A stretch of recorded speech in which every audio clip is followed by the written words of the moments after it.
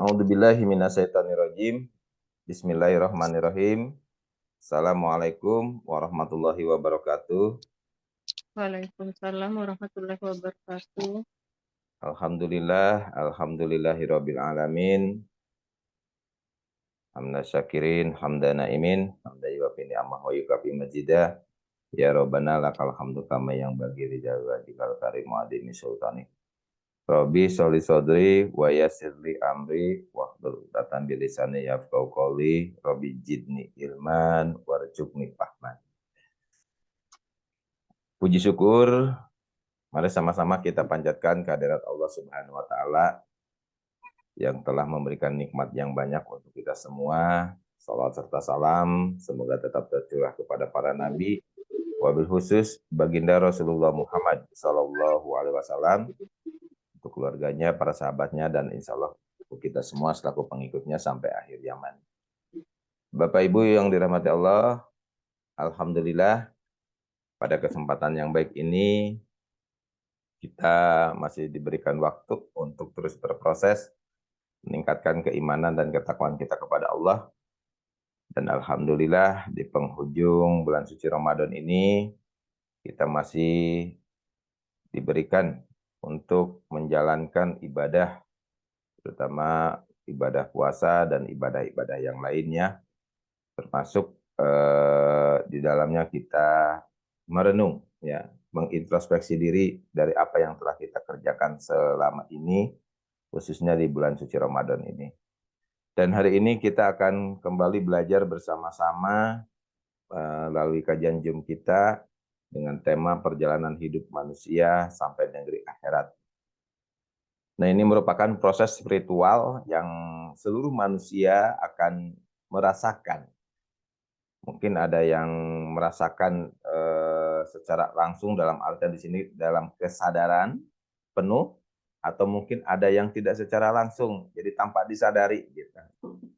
Yang penting bagi kita harus memiliki keyakinan bahwa kita diciptakan oleh Allah melalui berbagai macam proses atau melalui berbagai macam fase tahapan-tahapan. Ya. Mungkin di sini nanti ada beberapa fase yang telah kita lalui, sedang kita lalui, dan akan kita lalui. Ya. Seperti halnya yang pertama, di sini ada yang disebut fase di mana kita belum jadi manusia seperti ini, ya. Nah, karena ini kita semua tahu bahwasannya di fase ini nggak ada yang menyadari, ya, yaitu di mana kita pernah mengalami fase yang disebut kita alam ruh, gitu kan. Nah, di alam ruh ini, ya, tidak semua manusia menyadarinya atau tidak semua manusia mengingatnya seperti itu. Ya. Nah, makanya Allah ingatkan di sini di dalam Al-Qur'an, ya. Kita buka dulu di surat 17. Surat 17 ayat 85.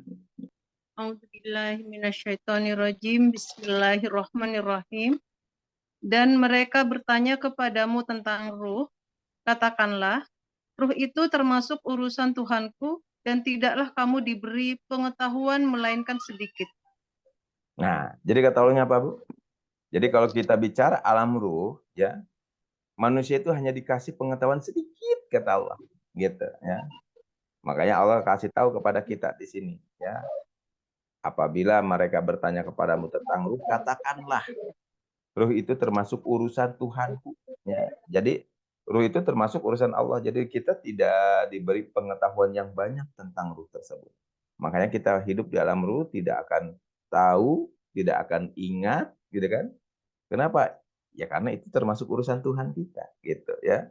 Nah, makanya di sini kita diingatin lagi, ya, di saat di alam ruh dulu, ya. Kita buka surat 7 ayat 172. Bismillahirrahmanirrahim. Dan ingatlah ketika Tuhanmu mengeluarkan keturunan anak-anak Adam dari sulbi mereka, dan Allah mengambil kesaksian terhadap jiwa mereka seraya berfirman, bukankah aku ini Tuhanmu? Mereka menjawab, betul, engkau Tuhan kami. Kami menjadi saksi, kami lakukan yang demikian itu agar di hari kiamat kamu tidak mengatakan, Sesungguhnya kami Bani Adam adalah orang-orang yang lengah terhadap ini keesahan Tuhan. Nah, itu. Jadi di saat di alam ruh kita pernah ya mengalaminya. Dan di sini Allah kasih tahu kepada kita, ya. Bukankah aku ini Tuhanmu? Mereka menjawab, betul, engkau Tuhan kami. Kami menjadi saksi. Pertanyaannya, ada yang ingat dulu kita pernah berbicara seperti ini di alam ruh dengan Allah? Enggak ada. Gitu ya. Karena tadi ruh itu adalah urusan Tuhanku, ya. Jadi urusan Allah. Jadi tidak semua manusia ya diberi pengetahuan tentang ruh. Adapun yang diberi pengetahuan cuma sedikit gitu, ya. Nah, lalu di sini Allah kasih tahu juga kepada kita ya bahwa siklus kehidupan manusia ya itu kalau kalau kita baca di surat 2 ayat 28 seperti ini. Bismillahirrahmanirrahim. Mengapa kamu kafir kepada Allah, padahal kamu tadinya mati? Lalu Allah menghidupkan kamu, kemudian kamu dimatikan dan dihidupkannya kembali. Nah, Kemudian kepadanya lah kamu dikembalikan. nah itulah siklusnya manusia itu seperti itu, ya. Makanya Allah ikatkan di sini, mengapa kamu kafir kepada Allah padahal tadinya kamu mati. Kalau mati berarti kita ada nggak? Nggak ada. Lalu Allah menghidupkan kamu, ya. Lalu kamu dimatikan dan dihidupkannya kembali. Nah, berarti di sini kita ada siklus, ya. Tadinya kita tidak ada, ya. Mati lalu dihidupkan. Nah, manusia mulai dihidupkan kapan? Manusia mulai dihidupkan kapan? Saat di alam rahim, ya. Nah, mulai dihidupkan tuh. Nah, dari alam rahim nanti alam dunia, gitu kan? Nah, setelah di dunia kita akan dimatikan. Nah, berarti kita akan memasuki pintu gerbang kematian. Ya, jadi kematian itu merupakan pintu gerbang untuk melanjutkan kehidupan kembali kelak yang namanya negeri akhirat. Nah, itulah siklus perjalanannya seperti itu. Ya, jadi Allah kasih tahu kepada kita agar kita tidak lengah gitu. Ya, nah makanya di alam ruh ini ya tidak ada satupun yang tahu. Nah, di sini kita akan belajar bagaimana kita ini bisa menjadi seperti ini sekarang ya. Karena bukan kehendak kita, tapi kehendak siapa? Allah sendiri yang menciptakan seperti itu. Nah, makanya di sini setelah kita hidup yang tadinya mati ya di alam ruh tuh ya. Jadi Allah akan menghidupkan kita. Mulai di mana kehidupan itu? Mulai di alam kandungan atau yang disebut alam rahim. Nah, jadi setelah kita mengalami alam ruh, kita akan masuk ke alam rahim atau alam kehidupan, awal kehidupan. Nah, manusia dalam kandungan akan mengalami beberapa proses. Ya, jadi di dalam kandungan itu manusia akan mengalami beberapa proses gitu kan. Dan setiap prosesnya ya kalau ini menurut beberapa pendapat ya, di sini prosesnya akan dilalui setiap prosesnya akan dilalui selama 40 hari. Gitu kan? Nah, pada 40 hari pertama, manusia itu masih berbentuk nuktah atau cairan ya, bentuk awal dari bersatunya sperma dengan ovum. Ya, jadi disebut nuktah gitu kan. Nah, jadi sperma, ovum bercampur gitu kan, akhirnya menjadi nuktah. Nah, itu prosesnya selama 40 hari. Lalu fase kedua, 40 hari kemudian manusia akan berbentuk alaqah ya atau nuktah yang menempel pada dinding rahim. Jadi setelah sel telur dibuahi ya, dia akan menempel di dinding rahim. Nah, itu yang disebut dengan eh, apa? Nuktah atau yang disebut dengan alaqah gitu. Lalu setelah itu 40 hari yang ketiga, manusia akan berbentuk mudghah ya atau bentuk awal manusia ya disebut mudghah. Ya, tetapi belum memiliki nyawa, jadi baru proses pembentukan ya. Mungkin kalau lihat siklus di pelajaran biologi dulu kan dari cairan akan menjadi sel telur ketemu dengan sperma akan nempel di dinding rahim terus akan berbentuk kecil gitu kayak kayak apa ya? Kayak apa? Belum belum berbentuk yang sempurna gitu. Kecil banget ya. Seperti itu. Nah, proses yang berjalan selama kurang lebih 120 hari atau 3 bulan, barulah nanti setelah 3 bulan atau 120 hari, Allah akan meniupkan ruh. Ya, mulailah disitulah kehidupan itu akan datang kepada manusia. Ya, jadi setelah terbentuk tadi, maka Allah tiupkan ruhnya. Maka hiduplah manusia yang pertama di mana? Di alam rahim. Gitu, ya. Nah, makanya di sini di Al-Qur'an Allah ceritakan seperti ini. Kita buka dulu surat 81 ayat 7. 81 ayat 7.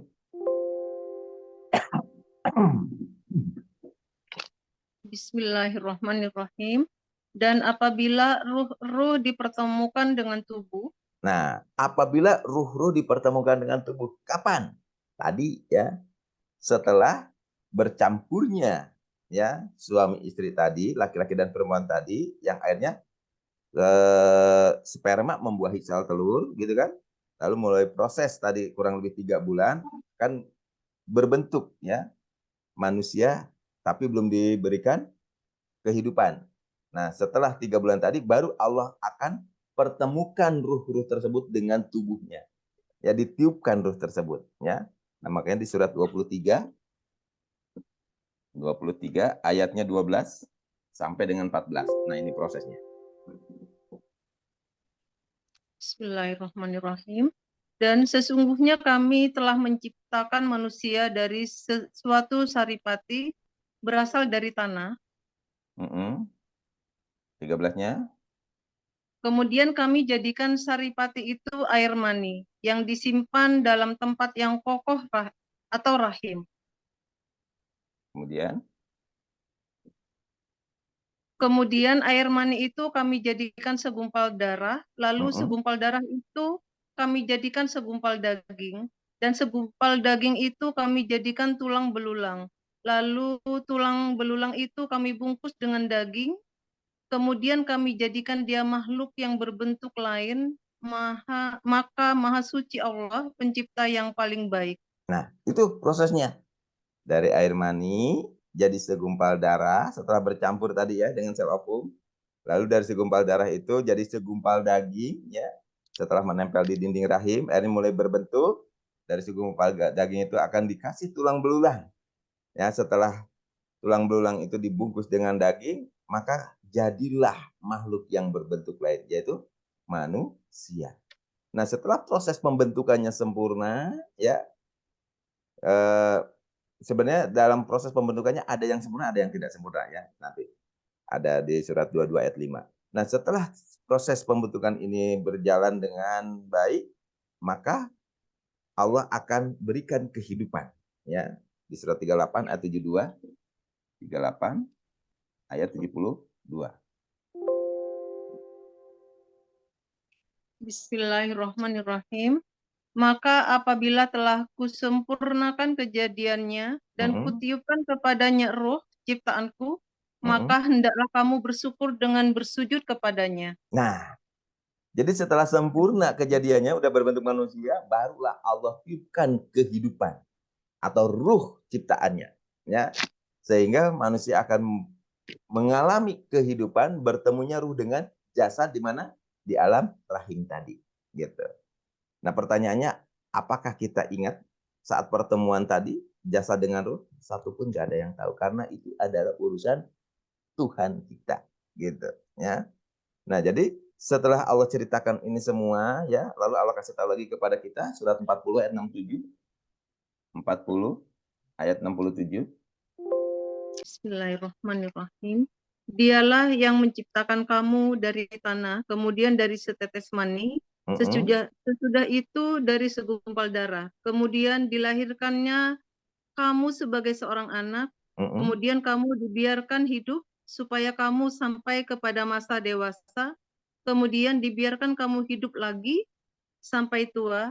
Di antara kamu ada yang diwafatkan sebelum itu, kami perbuat demikian supaya kamu sampai kepada ajal yang ditentukan dan supaya kamu memahaminya. Nah, itu. Jadi di sini kita harus memahami bahwa kita itu diciptakan oleh Allah dari saripati tanah, kemudian jadi setetes mani, jadi segumpal darah, kemudian dilahirkan kamu menjadi diberi bentuk ya, diberi kehidupan, lalu kamu dilahirkan menjadi seorang anak atau seorang bayi, kemudian dibiarkan hidup sampai dengan dewasa, sampai dengan tua, bahkan ada yang diwafatkan sebelum itu, ya, ada yang diwafatkan di saat di alam rahim, ada yang diwafatkan di saat lahir menjadi bayi, ada yang diwafatkan di saat anak-anak, remaja, dewasa ataupun tua. Jadi semua itu sudah ditentukan oleh Sang Maha Pencipta kita. Nah, makanya tambah lagi ayatnya, surat 22 ayat 5.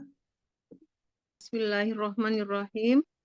Hai manusia, jika kamu dalam keraguan tentang kebangkitan dari kubur, maka ketahuilah sesungguhnya kami telah menjadikan kamu dari tanah, kemudian dari setetes mani, kemudian dari segumpal darah, kemudian dari segumpal daging yang sempurna kejadiannya dan yang tidak sempurna, Nah, agar kami jelaskan kepada kamu dan kami tetapkan dalam rahim apa yang kami kehendaki sampai waktu yang sudah ditentukan. Kemudian kami keluarkan kamu sebagai bayi. Kemudian dengan berangsur-angsur kamu sampailah pada kedewasaan, dan di antara kamu ada yang diwafatkan dan ada pula di antara kamu yang dipanjangkan umurnya. panjangkan umurnya sampai pikun. Sampai pikun, supaya dia tidak mengetahui lagi sesuatu pun yang dahulunya telah diketahuinya. Dan kamu lihat bumi ini kering, kemudian apabila telah kami turunkan air di atasnya, hiduplah. Bumi itu. Tidak kelihatan Pak Ali. Hiduplah bumi itu dan suburlah dan menumbuhkan berbagai macam tumbuhan yang indah. Nah, itu. Ya.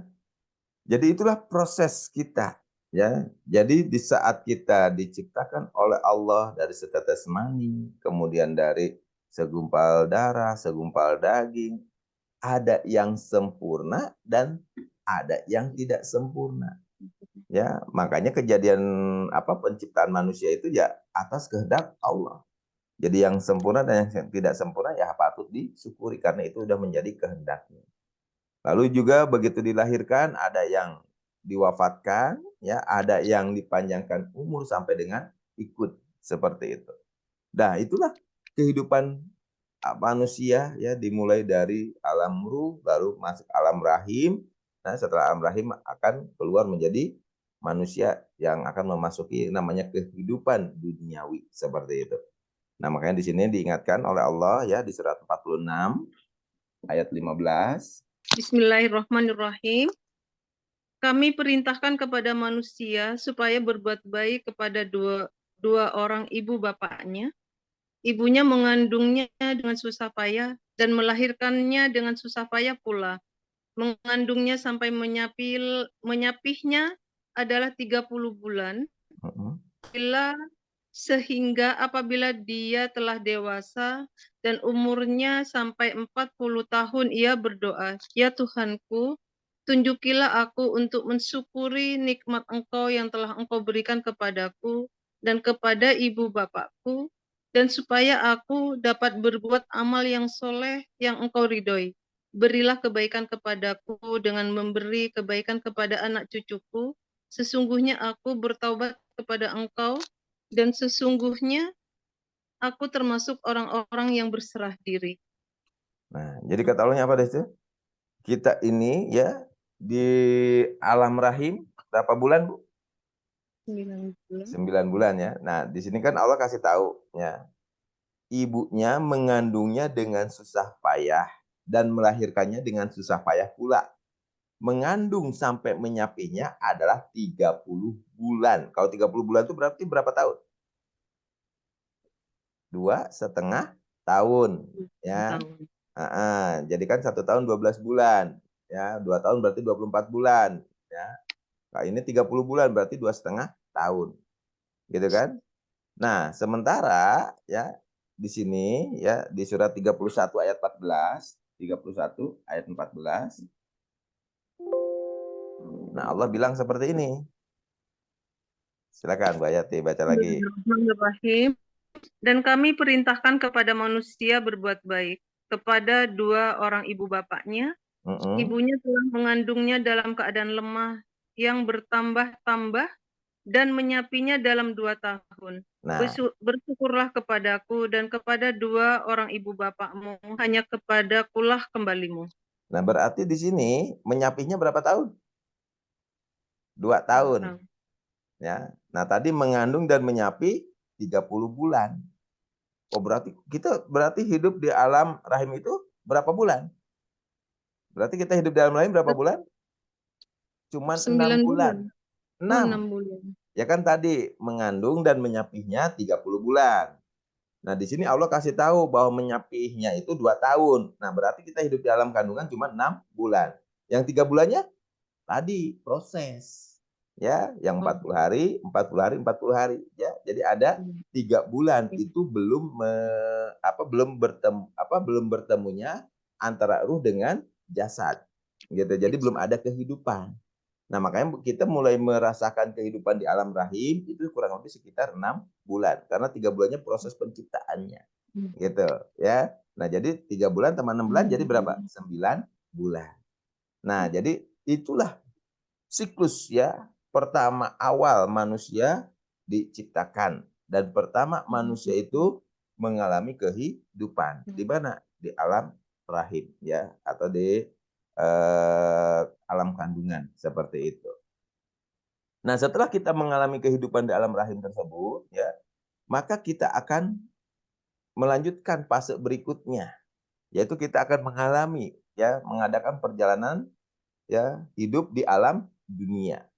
Nah, makanya di surat 16 ayat 78, 16 ayat 78. Nah, ini fase ketiga ya, setelah alam ruh, alam rahim, maka kita akan merasakan yang disebut alam dunia. Surat 16 ayat 78. Bismillahirrahmanirrahim. Bismillahirrahmanirrahim. Dan Allah mengeluarkan kamu dari perut ibumu dalam keadaan tidak mengetahui, dan Dia memberi kamu pendengaran, penglihatan, dan hati agar kamu bersyukur. Nah, itu. Allah mengeluarkan kamu dari perut ibumu ya, dalam keadaan tidak mengetahui sesuatu apapun. Nah, berarti dari alam rahim kita akan keluar menuju alam dunia. Namun kita belum mengetahui apa-apa. Gitu kan? Nah, lalu Allah memberikan kepada manusia tadi pendengaran, penglihatan, dan hati agar manusia itu bersyukur. Nah, berarti semua manusia diberikan modal yang sama oleh Allah. Di saat dia akan melanjutkan kehidupan berikutnya di dunia. Modalnya apa? Pendengaran, penglihatan, dan hati. Inilah modal utama kita untuk melangsungkan kehidupan di alam dunia ini. Gitu. Supaya apa? Supaya manusia itu kelak akan selalu bersyukur. Gitu. Namun dalam prakteknya, ya, dalam kenyataannya Allah kasih tahu kepada kita ya surat 23 ayat 78. Bismillahirrahmanirrahim. Dan Dialah yang telah menciptakan bagi kamu sekalian pendengaran, penglihatan, dan hati. Amatlah sedikitlah kamu bersyukur. Nah, itu. Jadi setelah diberikan modal yang sama si manusia ini, lalu dia dikeluarkan dari alam rahim dan mengalami kehidupan di alam dunia, kebanyakan apa kata Allah? Sedikit yang bersyukur. Gitu ya. Padahal dikasih modalnya sama gitu. Nah, makanya Allah di sini memberitahukan kepada kita semua ya, setelah dikeluarkan dari perut ibu kita menjadi seorang bayi yang belum mengetahui apa-apa, tapi udah dikasih modal. Apa itu modalnya? Pendengaran, penglihatan, dan hati. Maka Allah kasih tahu kepada kita ya di surat 91 ayat 7 sampai dengan ayat 10. Bismillahirrahmanirrahim. Dan jiwa serta penyempurnaannya ciptaannya. Nah, jadi manusia ini ciptaan Allah kan? Nah, di sini butuh apa? penyempurnaan. Makanya di saat kita lahir menjadi bayi, kita nggak tahu apa-apa. Tapi Allah udah kasih pendengaran, penglihatan, dan hati. Nah, inilah pendengaran, penglihatan, dan hati inilah yang akan mengalami fase penyempurnaan atau yang disebut jiwa. Ya. Jadi jiwa itu isinya apa? Pendengaran, penglihatan, dan hati. Dan ini akan mengalami proses penyempurnaan. Makanya kalau kita perhatikan, ya, bayi nih saat lahir, bisanya apa? Nangis. Ya, lapar, nangis. Pipis, nangis. Ya, sakit, nangis. Jadi cuman bisanya begitu. Kenapa? Karena pendengaran, penglihatan, dan hatinya belum berfungsi secara maksimal. Jadi ada proses penyempurnaan. Seperti itu. Ya, lanjut ayat 8-nya. Maka Allah mengilhamkan kepada jiwa itu jalan kefasikan dan ketakwaannya. Nah, prosesnya dalam mengalami kehidupan ini, manusia akan berproses dari bayi tadi, ya. Mulai dia, ya. Di saat bayi yang tadinya hanya bisa nangis itu bertumbuh menjadi apa? Balita, ya.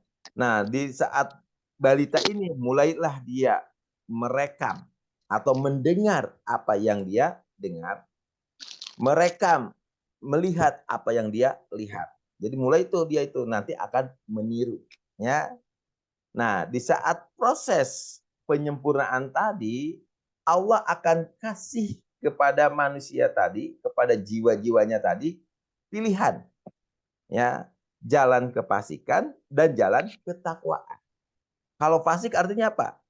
Selalu lupa kepada Allah. Kalau takwa, selalu tunduk patuh melaksanakan perintah Allah. Nah, ini pilihannya. Jadi di saat penyempurnaan jiwa tadi, pendengaran, penglihatan, dan hati tadi, ya, di fase riskan itu di usia antara anak-anak ke remaja. Makanya kalau di kita ada yang disebut masa balik, ya. Nah, jadi di saat balik itulah mulai katanya dihitung, gitu kan? Amal-amal baik atau amal buruknya mulai tercatat. Kalau masih anak-anak itu nggak dihitung. Karena apa? Ya karena jiwanya tadi belum mengalami proses penyempurnaan. Nah, jadi setelah kita lahir menjadi bayi, menjadi balita, menjadi anak-anak, baru kita akan tumbuh menjadi remaja. Inilah di saat penentuan kehidupan manusia, di saat-saat penyempurnaan jiwanya tadi. Dikasih pilihan, ada yang fasik, ada yang takwa, seperti itu, ya. Lalu di ayat 9-nya, Sesungguhnya beruntunglah orang yang mensucikan jiwa itu. 10-nya, dan Dan sesungguhnya merugilah orang yang mengotorinya. nah, jadi setelah dikasih pilihan mau pilih fasik atau takwa, ya, Allah ingatkan, ya, Allah kasih kesempatan untuk manusia memperbaiki, ya. Makanya di ayat 9 tadi, beruntunglah orang yang mensucikan jiwa tadi. Maksudnya apa? Jadi si pendengaran, penglihatannya, dan hatinya tadi dibersihkan dari pendengaran-pendengaran yang tidak baik, dari penglihatan-penglihatan yang tidak baik, dan dari perasaan-perasaan yang tidak baik. Berarti kalau manusia itu memiliki keinginan untuk mensucikan jiwanya, insya Allah dia akan termasuk orang yang beruntung. Namun sebaliknya, ya, karena tadi dikasih pilihan fasik dengan takwa, masih banyak manusia yang akhirnya selalu mengotorinya. Pendengaran, penglihatan hatinya selalu penuh dengan hal-hal yang tidak baik, ya. Maka mereka akan termasuk orang-orang yang merugi, seperti itu. Nah, jadi pilihannya ada di siapa? Ada di dalam diri kita masing-masing. Nah, makanya kita harus menyadari nih siklus ini, ya. Mulai tadi dari alam ruh, lalu kita masuk ke alam rahim, ya, dan sekarang kita sedang mengalami alam dunia, ya. Nah, kita sedang mengalami kehidupan. Allah ingatkan si jiwanya ini agar apa? Mengalami penyempurnaan dengan selalu mengikuti petunjuk Allah sehingga menjadi orang-orang yang bertakwa, yang selalu tunduk patuh kepada Allah, melaksanakan perintahnya dan menjauhi larangannya. Jangan sebaliknya, ya, menjadi orang-orang yang fasik, yang lupa kepada Allah sehingga jiwanya penuh dengan kekotoran, ya. Jadi dalam artian di sini pendengarannya masih dipakai untuk hal-hal yang tidak baik, penglihatannya masih dipakai untuk hal yang tidak baik. Begitupun hatinya penuh dengan sifat-sifat yang tidak baik. Sehingga jiwanya tadi akan mengalami kotor, ya, dan dia akan termasuk orang yang rugi. Makanya mari sekarang kita proses diri kita, sempurnakan jiwa ini agar selalu dalam keadaan suci bersih seperti itu. Nah, jadi setelah manusia dikeluarkan oleh Allah, ya, dikasih pilihan, ya, dalam kehidupannya, ya, di sini Allah ingatkan kepada kita, ya. Jadi dalam proses penyempurnaan jiwa ini kita harus ingat, ya, bahwa Allah menciptakan kita itu tidak main-main, tidak iseng, pasti punya tujuan, ya. Apa tujuannya Allah menciptakan kita? Yang pertama kita buka surat 51 ayat 56. Bismillahirrahmanirrahim. Dan aku tidak menciptakan jin dan manusia, melainkan supaya mereka menyembahku. Nah, jadi wa ma khalaqtul jinna wal insa illa liya'budun. Jadi kita diciptakan oleh Allah menjadi manusia, ya. Tujuannya untuk apa? Menjadi pengabdi Allah, ya. Agar kita selalu menyembah Allah, gitu, ya. Nah, jadi Allah menciptakan kita ini ya punya maksud dan tujuan. Jadi nggak iseng gitu. Nah, lalu yang kedua, kita buka surat 2 ayat 21. Bismillahirrahmanirrahim.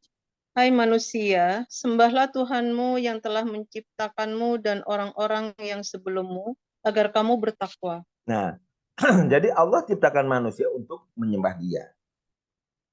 Nah, pada saat manusia menyembah Allah, endingnya si manusia itu harus apa? Jadi orang takwa. Ya, orang yang selalu tunduk, patuh kepada Allah, baik patuh dalam melaksanakan perintahnya dan patuh menjauhi larangannya.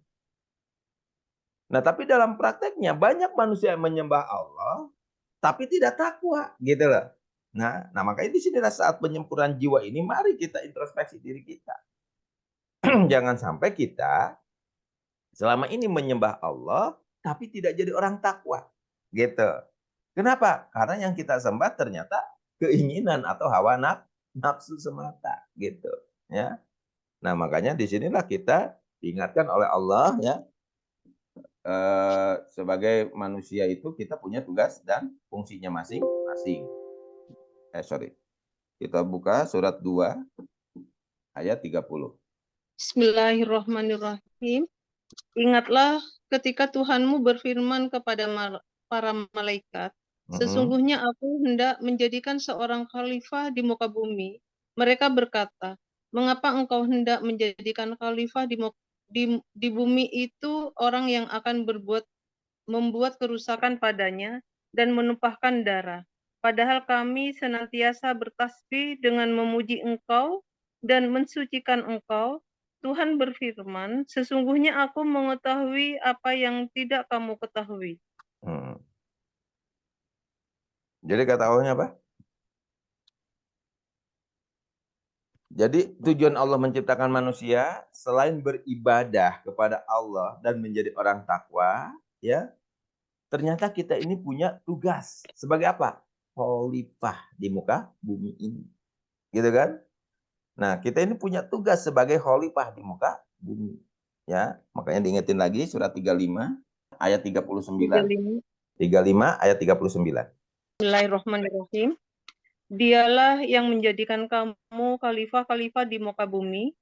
Barang siapa yang kafir, maka akibat kekafirannya menimpa dirinya sendiri. Dan kekafiran orang-orang yang kafir itu tidak lain hanyalah akan menambah kemurkaan pada sisi Tuhannya, dan kekafiran orang-orang yang kafir itu tidak lain hanyalah akan menambah kerugian mereka belaka. Nah, itu. Jadi Allah menjadikan kita sebagai apa? Khalifah. Ya, khalifah itu artinya apa? Pemimpin, ya. Dan tugas pemimpin memberikan keadilan, gitu kan? Memberikan kehidupan, memberikan kasih sayang, mengayomi dan sebagainya. Menjaga, merawat, melestarikan aset-asetnya Allah. Nah, sementara masih banyak manusia yang nggak sadar bahwa dirinya itu adalah khalifah. Makanya barang siapa yang kafir, kafir di sini berarti apa? Mengingkari. Ya. Jadi barang siapa yang mengingkari, ya. Nah, atau kafir tadi, maka akibat dari kekafirannya akan menimpa dirinya sendiri. Nah, dan kekafiran orang-orang kafir itu tidak lain hanyalah akan menambah kemurkaan pada sisi Tuhannya. Dan kekafiran orang-orang kafir itu tidak lain hanyalah akan menambah kerugian mereka. Nah, jadi di sini kita harus sadar, jangan sampai kita setelah diciptakan oleh Allah, dilahirkan ke alam dunia, diberikan modal yang sama, pendengaran, penglihatan, dan hati, lalu mengalami proses penyempurnaan, ya. Lalu kita harus menyadari bahwa kita ini punya tugas sebagai apa? Khalifah, gitu ya. Nah, tugasnya khalifah itu ngapain? Menjaga, merawat, dan melestarikan aset-asetnya Allah, seperti itu, ya. Nah, makanya di surat 21 ayat 107 Allah ingatkan kita seperti ini. Bismillahirrahmanirrahim. Dan tiadalah kami mengutus kamu melainkan untuk menjadi rahmat bagi semesta alam. Nah, wa ma arsalnaka ila rahmatan lil alamin. Inilah tugas kita, merahmati semesta alam ini. Ya, jadi kalau kita sadar bahwa kita diciptakan oleh manusia, dikasih pendengaran, penglihatan, dan hati, dikasih kehidupan, ya, kita melalui proses penyempurnaan jiwanya. Akhirnya kita berpikir mau pilih yang fasik atau yang takwa, gitu kan? Kalau pilih yang takwa, kita kembali ya kepada tugas fungsi kita sebagai apa? Khalifah. Ngapain? Tugasnya memberi rahmat bagi semesta, ya, sehingga nanti dalam hidup kita, ya, kita akan memfilter diri kita dengan seperti ini, surat 11 85. Nah, ini surat 11 85. Bismillahirrahmanirrahim. Dan Su'aib berkata, hai kaumku, cukupkanlah takaran dan timbangkan dengan adil. Dan janganlah kamu merugikan manusia terhadap hak-hak mereka, dan janganlah kamu membuat kejahatan di muka bumi dengan membuat kerusakan. Nah, itu ya. Jadi di sini Allah ingatkan kalau kita sadar sebagai khalifah, pemimpin, ya, dan kita punya kewajiban untuk merahmati semesta alam, maka mari kita introspeksi diri kita. Apakah kita selama ini sudah bisa berlaku adil? Ya, apakah kita selama ini masih merugikan hak manusia? Atau mungkin kita masih berbuat jahat? Atau mungkin kita masih berbuat kerusakan? Nah, kalau kita masih melakukan itu semua, mari kita sekarang mengadakan penyempurnaan jiwanya dengan menjadi orang yang takwa tadi, tunduk patuh, ya, sehingga kita dalam hidup bisa berlaku adil, tidak merugikan hak manusia, tidak berbuat jahat, dan tidak berbuat kerusakan. Yang ada kita merahmati semesta alam ini. Dengan sifat kasih sayangnya kita jaga, kita rawat, kita lestarikan aset-aset Allah ini. Gitu. Jangan justru kita rusak, ya, seperti itu. Ya, tambah lagi ayatnya, surat 26 ayat 183. Bismillahirrahmanirrahim. Dan janganlah kamu merugikan manusia pada hak-haknya, dan janganlah kamu merajalela di muka bumi dengan membuat kerusakan. Nah, itu ya. Jadi kita diingatkan oleh Allah, jangan merugikan hak manusia, berlaku adil. Jangan berbuat kerusakan, ya, apalagi berbuat kejahatan, ya. Jadi intinya di sini tugas kita sebagai khalifah adalah merahmati alam semesta ini, ya. Tidak merusaknya, tidak merugikannya, tapi kita jaga, kita rawat, kita lestarikan aset-aset Allah ini. Seperti itu, ya. Nah, itulah kehidupan kita di alam dunia sesuai dengan tugasnya, fungsinya kita sebagai manusia. Namun dalam praktek kenyataannya, karena tadi ya, hidup ini adalah pilihan. Banyak yang berbuat fasik juga, yang lupa kepada Allah, ya. Sehingga dia di dunia ini berbuat sesuatu semau gue, kasar ngomongnya gitu, ya. Sehingga tanpa disadari dia termasuk orang-orang yang fasik, ya. Kenapa? Karena dia lupa kepada Allah, ya. Surat 59 ayat 19. Bismillahirrahmanirrahim. Dan janganlah kamu seperti orang-orang yang lupa kepada Allah, lalu Allah menjadikan mereka lupa kepada diri mereka sendiri. Mereka itulah orang-orang yang fasik. Nah, jadi orang fasik itu siapa? Orang yang lupa kepada Allah, ya. Nah, makanya di sini Allah ingatkan kepada kita.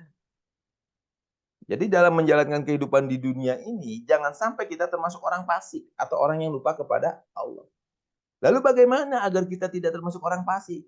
Ya, makanya untuk menjalankan kehidupan di dunia ini, ya Allah dulu sudah berwasiat ya kepada manusia pertama nih, Nabi Adam dan Siti Hawa. Kenapa?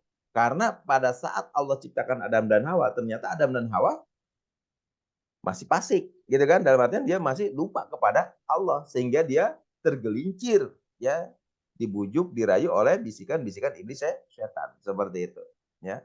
Nah, karena Allah sayang kepada manusia tadi, maka Allah sampaikan kepada Adam dan Hawa sebelum terusir dari surga, ya. Di sini Allah berikan apa istilahnya wasiat, gitu kan? Kita buka surat 20 ayat 123. Bismillahirrahmanirrahim.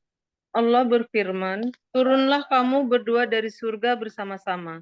Sebagian kamu menjadi musuh bagi sebagian yang lain.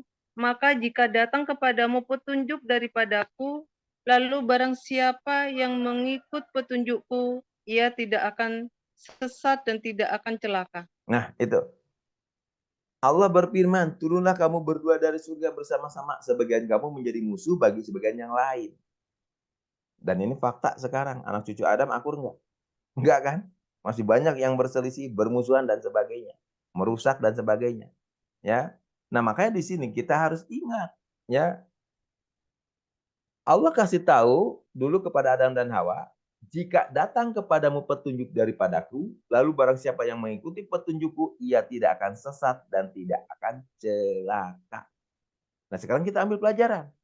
Berarti kalau kita ingin selamat, sejahtera, bahagia, berarti harus ngapain? Mengikuti petunjuk. Namun sebaliknya, jika tidak mengikuti petunjuk Allah, ya sudah otomatis ya dia akan sesat dan juga akan celaka. Jadi kalau tidak ingin sesat, tidak ingin celaka, berarti harus ngapain? Ikuti petunjuk. Itulah wasiat Allah kepada manusia yang disampaikan kepada Adam dan Hawa. Nah, sekarang ambil buat kita. Berarti kalau saya dan kita semua manusia ini ya tidak ingin sesat, tidak ingin celaka, berarti dalam menjalankan kehidupan di dunia ini harus ngapain? Ikuti petunjuk. Karena Allah tadi udah kasih modal pendengaran, penglihatan, dan hati. Jadi kalau pendengaran, penglihatan, dan hatinya kita pakai untuk membaca, mempelajari, memahami petunjuk Allah, ya udah otomatis ya kehidupan kita di dunia itu akan selamat, sejahtera, bahagia sampai nanti negeri akhirat. Gitu. Nah, makanya di sinilah Allah ingatkan kepada kita ya bahwasanya Al-Qur'an ini ya adalah pedoman buat kita. Ya, surat 45 ayat 20. Bismillahirrahmanirrahim. Al-Quran ini adalah pedoman bagi manusia, petunjuk dan rahmat bagi kaum yang meyakini. Nah, itu. Ya, hada basyarul linnas wa huda wa rahmatul liqaumin yuqinun. Jadi Allah menurunkan ya sebuah kitab yang namanya Al-Qur'an sebagai apa? Pedoman manusia dan akan menjadi petunjuk serta rahmat bagi yang meyakini. Nah, berarti kita sekarang sebagai manusia ya yang tanpa disadari pernah berbuat hilaf, berbuat dosa. Nah, tadi Allah kasih kesempatan untuk apa? Membersihkan jiwa tadi. Ya. Makanya Allah berikan kepada manusia buku pedoman hidup, buku petunjuk. Supaya apa? Supaya manusia tadi bisa menjalankan kehidupannya sesuai dengan aturan-aturan Allah. Seperti itu. Nah, makanya Allah berwasiat kepada Adam dan Hawa sebelum dia terusir dari surga. Bahwa barang siapa yang mengikuti petunjukku, ia tidak akan sesat dan tidak akan celaka. Nah, maka kita sekarang ingin mengikuti petunjuk Allah. Dan Allah sudah turunkan petunjuknya yaitu Al-Quran. Ya, makanya Allah bilang surat 43 ayat 44.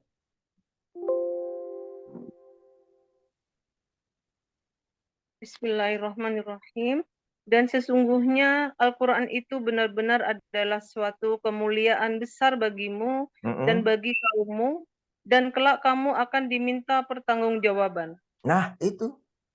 Jadi kalau kita mengikuti Al-Quran, ya, Allah kasih tahu di sini, sesungguhnya Al-Quran itu benar-benar adalah suatu kemuliaan besar bagimu. Berarti kalau kita mengikuti Quran dalam kehidupan, akan mendapatkan apa? Kemuliaan yang besar dalam kehidupannya. Dimuliakan hidupnya. Gitu, ya. Nah, dan juga nanti begitu kita diminta pertanggungjawaban, ya pertanggungjawaban kita beres. Kenapa? Ya karena selalu mengikuti petunjuk Allah. Lain halnya tadi dengan pilihan yang mengikuti atau yang menjadi orang fasik tadi. Ya, yang akhirnya jauh dari Quran, ya, dan merasa diri selalu paling baik, paling benar, ya, sehingga dia akan termasuk orang yang rugi kelak seperti itu. Nah, jadi Allah ingatkan bahwa Al-Quran ini benar-benar adalah suatu kemuliaan yang besar bagimu. Nah, jadi pada saat kita menjalankan kehidupan ini, mari ya kita menjadi orang yang mulia di mata Allah dengan selalu mengikuti petunjuknya, gitu ya. Nah, makanya masih banyak di sini manusia ya. Ternyata setelah diturunkan Al-Qur'an ya, kita buka surat 41 ayat 1 sampai ayat 4. Bismillahirrahmanirrahim. Hamim. Diturunkan dari Tuhan yang Maha Pemurah lagi Maha Penyayang. Kitab yang dijelaskan ayat-ayatnya, yakni bacaan dalam bahasa Arab untuk kaum yang mengetahui, yang membawa berita gembira dan yang membawa peringatan, tetapi kebanyakan mereka berpaling darinya, maka mereka tidak mau mendengarkan. Nah, itu. Jadi kebanyakan mereka manusia apa katanya? Berpaling, tidak mau mendengarkan. Ya. Padahal tadi Allah telah menurunkan Al-Qur'an sebagai bacaan yang sangat mulia, gitu kan? Yang akan memuliakan kita dalam kehidupan ini, ya. Tapi ternyata masih banyak manusia yang berpaling. Ya, padahal Al-Qur'an ini ya isinya adalah berita gembira dan juga peringatan. Gimana kita bisa merasakan peringatan tersebut? Gimana kita bisa tahu berita gembira tersebut kalau selama ini Al-Qur'annya sendiri kita nggak paham? Gimana kita bisa paham kalau selama ini Al-Qur'annya nggak pernah dipelajari? Gimana kita bisa mempelajari kalau Qur'annya nggak pernah dibaca? Sekarang banyak di bulan suci Ramadan ini orang baca Al-Qur'an. Apakah dia dapat berita gembiranya? Apakah dia dapat peringatannya? Enggak tuh. Yang ada sekarang di bulan suci Ramadan banyak orang membaca Quran karena ingin mendapat apa? Pahala. Bukan ingin tahu peringatan Allah. Bukan ingin tahu kabar gembira dari Allah. Tapi dia otak dan pikirannya hanya pahala, pahala, dan pahala. Gitu. Ya insya Allah kalau pahala baca dapat. Tapi berita gembiranya kita dapat enggak? Enggak. Peringatannya apalagi. Kenapa? Orang yang dibacanya juga nggak ngerti. Orang yang dibacanya juga nggak paham. Ya, makanya kebanyakan mereka berpaling dari Al-Quran, kata Allah seperti itu. Ya, jadi Quran terus dibaca, paham kagak, ujungnya merasa diri paling baik, paling benar, sehingga nggak tanpa disadari dia berpaling dari peringatan Allah tersebut. Ya, nah makanya agar kita tidak seperti itu, ya. Oh ini ada satu penyesalan ya. Kita buka surat 25 ayat 27 sampai 30. Nah, coba kita perhatikan ya. Bismillahirrahmanirrahim. Dan ingatlah hari ketika itu orang yang zalim menggigit dua tangannya seraya berkata, aduhai kiranya dulu aku mengambil jalan bersama-sama Rasul. Yuk. Kecelakaan besarlah bagiku, kiranya aku dulu tidak menjadikan si fulan itu teman akrabku. Sesungguhnya dia telah menyesatkan aku dari Al-Quran ketika Al-Quran itu telah datang kepadaku dan adalah setan itu tidak mau menolong manusia. Lanjut, ayat 30-nya. Berkatalah Rasul, ya Tuhanku, sesungguhnya kaumku menjadikan Al-Quran itu suatu yang tidak diacuhkan. Nah, itu. Ya. Jadi di sini ada penyesalan manusia. Dikarenakan apa? Selama hidupnya, ya, dia udah merasa benar, udah merasa istilahnya paling baik lah gitu kan, atau paling benar. Nah, ternyata di sini Allah ingatkan kepada kita, ya. Ingatlah hari ketika orang-orang zalim menggigit kedua tangannya, ya. Seraya berkata, aduhai, kiranya dulu aku mengambil jalan bersama-sama Rasul. Jadi kenapa saya dulu nggak mengikuti Rasul, ya? Nah, kecelakaan yang besarlah bagiku kiranya aku dulu tidak menjadikan sipulan. Nah, sipulan ini siapa? Setan tadi yang selalu menyesatkan manusia, gitu kan? Nah, lah, makanya di ayat 29-nya, sesungguhnya dia telah menyesatkan aku dari Al-Quran ketika Al-Quran itu telah datang kepadaku dan adalah setan, ya, tidak mau menolong manusia. Nah, berarti di sini yang kita ikuti hanya siapa? Si Fulan tadi, si setan. Akhirnya apa? Quran terus dibaca, paham kagak, dalam praktek selalu merasa diri paling baik, paling benar. Nah, itulah bisikan setan. Itulah penyesatan setan yang tanpa disadari kita selalu kerjakan. Gitu. Ya. Nah, sampai akhirnya Rasul yang mulia sendiri berkata, curhat sama Allah. Ya Allah, ternyata kaumku menjadikan Quran itu sesuatu yang tidak diacukan. Ya, berarti dia menjadikan Quran itu sebagai apa? Hanya bacaan semata, olok-olokan semata, gitu kan? Jadi dicuekin, ya. Kenapa? Ya tadi itu dia nggak dapat berita gembiranya, dia nggak dapat peringatannya. Kenapa? Karena di saat baca Qur'annya dia nggak ngerti yang dibaca. Nah, maka dari itu agar kita tidak seperti ini, ya diperintahkan oleh Allah surat 7 ayat 204. Bismillahirrahmanirrahim. Dan apabila dibacakan Al-Quran, maka dengarkanlah baik-baik dan perhatikanlah dengan tenang agar kamu mendapat rahmat. Nah, itu. Ya. Jadi agar kita tidak seperti orang-orang yang tadi cuek sama Al-Quran, yuk mulai dari sekarang. Di saat kita baca Quran, dengarkan baik-baik. Ya. Dan perhatikan dengan tenang. Jadi di saat baca, dengarkan baik-baik, perhatikan berarti kita konsentrasi. Baca, pelajari, pahami. Ya. Sehingga kita akan mendapatkan berita gembira dari Allahnya, lalu kita akan mendapatkan peringatan dari Allahnya. Sehingga dalam kehidupan dunia kita tidak akan melanggar atau tidak akan mengingkari, ya, atau yang disebut tadi kafir. Ya. Jadi kita tidak akan menjadi orang kafir atau yang selalu mengingkari perintah Allah. Nah, maka dari itu mulai dari sekarang, ya, dalam menjalankan kehidupannya selalu baca, pelajari, pahami Quran. Kenapa? Karena kita akan mendapatkan informasi apa yang disukai, yang disenangi oleh Allah, apa yang dicintai, yang diperintahkan oleh Allah kepada kita, ya, apa yang dilarangnya. Jadi kita tahu, sehingga dalam praktek kehidupannya kita bisa lakukan sesuai dengan kesanggupan dan kemampuannya masing-masing, seperti itu. Nah, jadi itulah kehidupan di dunia, ya, yang kita jalani sekarang, ya. Setelah dilahirkan dari rahim perut ibu kita, Allah kasih pendengaran, penglihatan, dan hati. Lalu Allah jadikan kita sebagai khalifah. Dan Allah berikan kita petunjuk atau pedoman hidup. Agar kita tidak sesat dan tidak celaka dalam menjalani kehidupan di dunia ini. Nah, setelah itu kita alami, kita harus ingat ada siklus berikutnya. Setelah kehidupan dunia ini, kita akan melanjutkan kehidupan berikutnya. Di mana? Yang disebut negeri akhirat. Namun untuk sampai ke negeri akhirat, ada proses yang harus kita jalani, ya. Jadi setiap manusia untuk memasuki negeri akhirat, pintu gerbangnya adalah kematian. Dan ini mau tidak mau, sebuah manusia punya hak untuk mengalaminya, ya, seperti itu. Nah, makanya di surat 6 ayat 2 Allah ingatkan kepada kita, surat 6 ayat 2.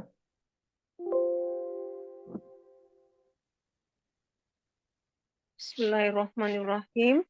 Dialah yang menciptakan kamu dari tanah. Sesudah itu ditentukannya ajal kematianmu. Nah, Dan ada lagi suatu ajal yang ditentukan untuk berbangkit yang ada pada sisinya, yang dia sendirilah mengetahuinya. Kemudian kamu masih ragu-ragu tentang berbangkit itu. nah, dialah yang menciptakan kamu, sesudah itu ditentukan ajal kematianmu. Nah, berarti di sini ada pintu gerbang untuk memasuki kehidupan berikutnya atau dibangkitkan di kehidupan berikutnya. Pintu gerbangnya apa? Kematian. Ya. Dan ada lagi suatu ajal yang ditentukan untuk berbangkit. Nah, berarti nanti setelah proses kematian, ya, kita mengalami fase, ya. Jadi nanti ada yang disebut alam barzah atau alam kubur, gitu kan? ada yang disebut padang mahsyar, ya. Barulah di situ disebut apa setelah jatuh vonis disebut negeri akhirat seperti itu. Dan kita akan dibangkitkan nanti di sana. Ya, nah inilah prosesnya. Jadi setelah kita menjalani kehidupan di dunia, ya, kita tahu tugas-tugas kita, Allah kasih istilahnya kehidupan lalu pedoman hidupnya, ya. Lalu kita akan mengalami yang namanya kematian sebagai pintu gerbang untuk memasuki negeri akhirat. Nah, makanya setiap manusia punya batas waktu di dunia ini, ya. 29 ayat 57. Bismillahirrahmanirrahim. Tiap-tiap yang berjiwa akan merasakan mati, kemudian hanyalah kepada kami kamu dikembalikan. Nah, jadi setiap jiwa akan merasakan mati dan akan kembali kepada Allah. Ya, jadi kita akan kembali kepada Allah untuk mempertanggungjawabkan apa yang kita perbuat dan kita akan mengalami fase-fase tersebut. Jadi setelah merasakan kematian, ya, kita akan mulai masuk nih yang disebut alam barzah. Gitu kan? Jadi setelah mengalami mati, manusia akan memasuki alam barzah atau alam kubur. Nah, apa alam barzah itu? Barzah itu apa artinya? Coba kita buka 23 ayat 99 sampai 100. Barzah itu apa sih? Silakan. Bismillahirrahmanirrahim. Demikianlah keadaan orang-orang kafir itu, hingga apabila datang kematian kepada seseorang dari mereka, dia berkata, "Ya Tuhanku, kembalikanlah aku ke dunia, Ayat 100-nya. Lanjut. agar aku berbuat amal yang soleh terhadap yang telah aku tinggalkan, sekali-sekali tidak sesungguhnya itu adalah perkataan yang diucapkan saja, dan di hadapan mereka ada dinding sampai hari mereka dibangkitkan." Nah, jadi barzah di sini artinya apa? Nah, kalau kita dilihat di ayat 100 ini, ya, ada kalimat wamin waro ihim barzahun, ya. Jadi ada barzah. Barzah itu artinya apa? Dinding, ya. Jadi dinding pemisah antara kehidupan akhirat dengan kehidupan dunia. Nah, jadi ada pemisahnya disebut barzah. Ya, jadi barzah itu artinya apa? Dinding pemisah, gitu kan? Nah, atau kita cek lagi arti barzah selain dinding pemisah, kita lihat di surat 55 ayatnya 19 sampai 20. Nah. Bismillahirrahmanirrahim. Dia membiarkan dua lautan mengalir, yang keduanya kemudian bertemu. Ayat 20-nya. Antara keduanya ada batas yang tidak dilampaui masing-masing. Nah, jadi di surat 55 ayat 20 ini ada kalimat juga. Bainahuma barzahun, ya. Artinya apa? Kalau tadi dinding pemisah, kalau di sini apa? Batas, ya. Barzah itu artinya batas, ya, yang tidak dilampaui masing-masing. Jadi intinya barzah itu adalah suatu tempat pemisah, ya, atau batasan antara negeri akhirat dengan dunia. Ya, makanya manusia setelah mengalami proses kematian, dia akan memasuki alam barzah dulu, ya. Yang mana di situ kita akan merasakan, ya, dari hasil apa yang telah kita perbuat, gitu. Ya, nah makanya biasanya pernah dengar kata makom? Makom, ya. Makom itu apa sih? Nah, coba kita buka surat 19 ayat 73. Nah, silakan.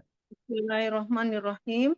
Dan apabila dibacakan kepada mereka ayat-ayat kami yang terang, maksudnya, niscaya orang-orang yang kafir berkata kepada orang-orang yang beriman, manakah di antara kedua golongan kafir dan mukmin yang lebih baik tempat tinggalnya dan lebih indah tempat pertemuannya? Nah, jadi di sini di surat 19 ayat 73, perhatikan bahasa Arabnya, di sini ada kalimat khairum makomam wa ahsanu nadiyah. Ya. Jadi di sini makoman itu artinya apa? Tempat tinggal yang indah. Nah, berarti manusia, ya, tinggal di barzah atau di makom, ya, berarti dia adalah tempat tinggal yang indah antara ya dunia dan akhirat. Jadi setelah kita mengalami proses kehidupan di dunia, akan masuk ya negeri akhirat, tapi tidak langsung masuk. Kita akan memasuki dulu yang namanya alam barzah, ya, atau makom, ya, ada tempat yang indah. Buat siapa? Ya, buat orang-orang yang beriman. Lalu kalau orang yang tidak beriman, ya, makanya ada yang disebut tadi kan ada barzah, makom, ada juga kubur, ya. Tahu kubur? Kubur itu apa, Bu? Nah, kita buka surat 30 ayat 55 sampai 56. 30 ayat 55. Nah, silakan. Bismillahirrahmanirrahim. Dan pada hari terjadinya kiamat, bersumpahlah orang-orang yang berdosa, mereka tidak berdiam dalam kubur, melainkan sesaat saja, seperti demikianlah mereka selalu dipalingkan dari kebenaran. Jadi yang bersumpah di sini siapa? Orang-orang yang berdosa. Jadi orang-orang yang berdosa berdiamnya di mana? Di dalam kubur, ya. Nah, makanya istilah kubur, makom, dan juga tadi barzah beda ya. Kalau barzah dan makom adalah untuk tempat tinggalnya orang-orang yang beriman. Kalau kubur tempat orang-orang yang berdosa. Makanya pernah dengar namanya siksa kubur. Nah, berarti dia sedang diapain di situ? Disiksa kan? Kenapa? Karena dia selama di dunianya selalu berbuat dosa. Gitu. Lanjut ayat 56-nya. Dan berkata orang-orang yang diberi ilmu, pengetahuan dan kenan pada orang-orang yang kafir, sesungguhnya kamu telah berdiam dalam kubur menurut ketetapan Allah sampai hari berbangkit. Maka inilah hari berbangkit itu akan tetapi kamu selalu tidak meyakininya. Nah, itu kan. Jadi kubur itu tempatnya siapa? Orang-orang yang berdosa atau orang-orang yang kafir. Gitu kan? Nah, makanya orang-orang yang kafir atau orang-orang yang berdosa, dia akan mengalami siksa kubur. Gitu. Tapi orang yang beriman tadi tempatnya di mana? Di barzah, ya, dia akan menempati makom, ya, tempat yang indah, penantian yang sangat indah, tempatnya bagus, gitu kan? Nah, tapi sebaliknya untuk orang yang kafir yang banyak berbuat dosa, dia akan ditempatkan di kubur, ya.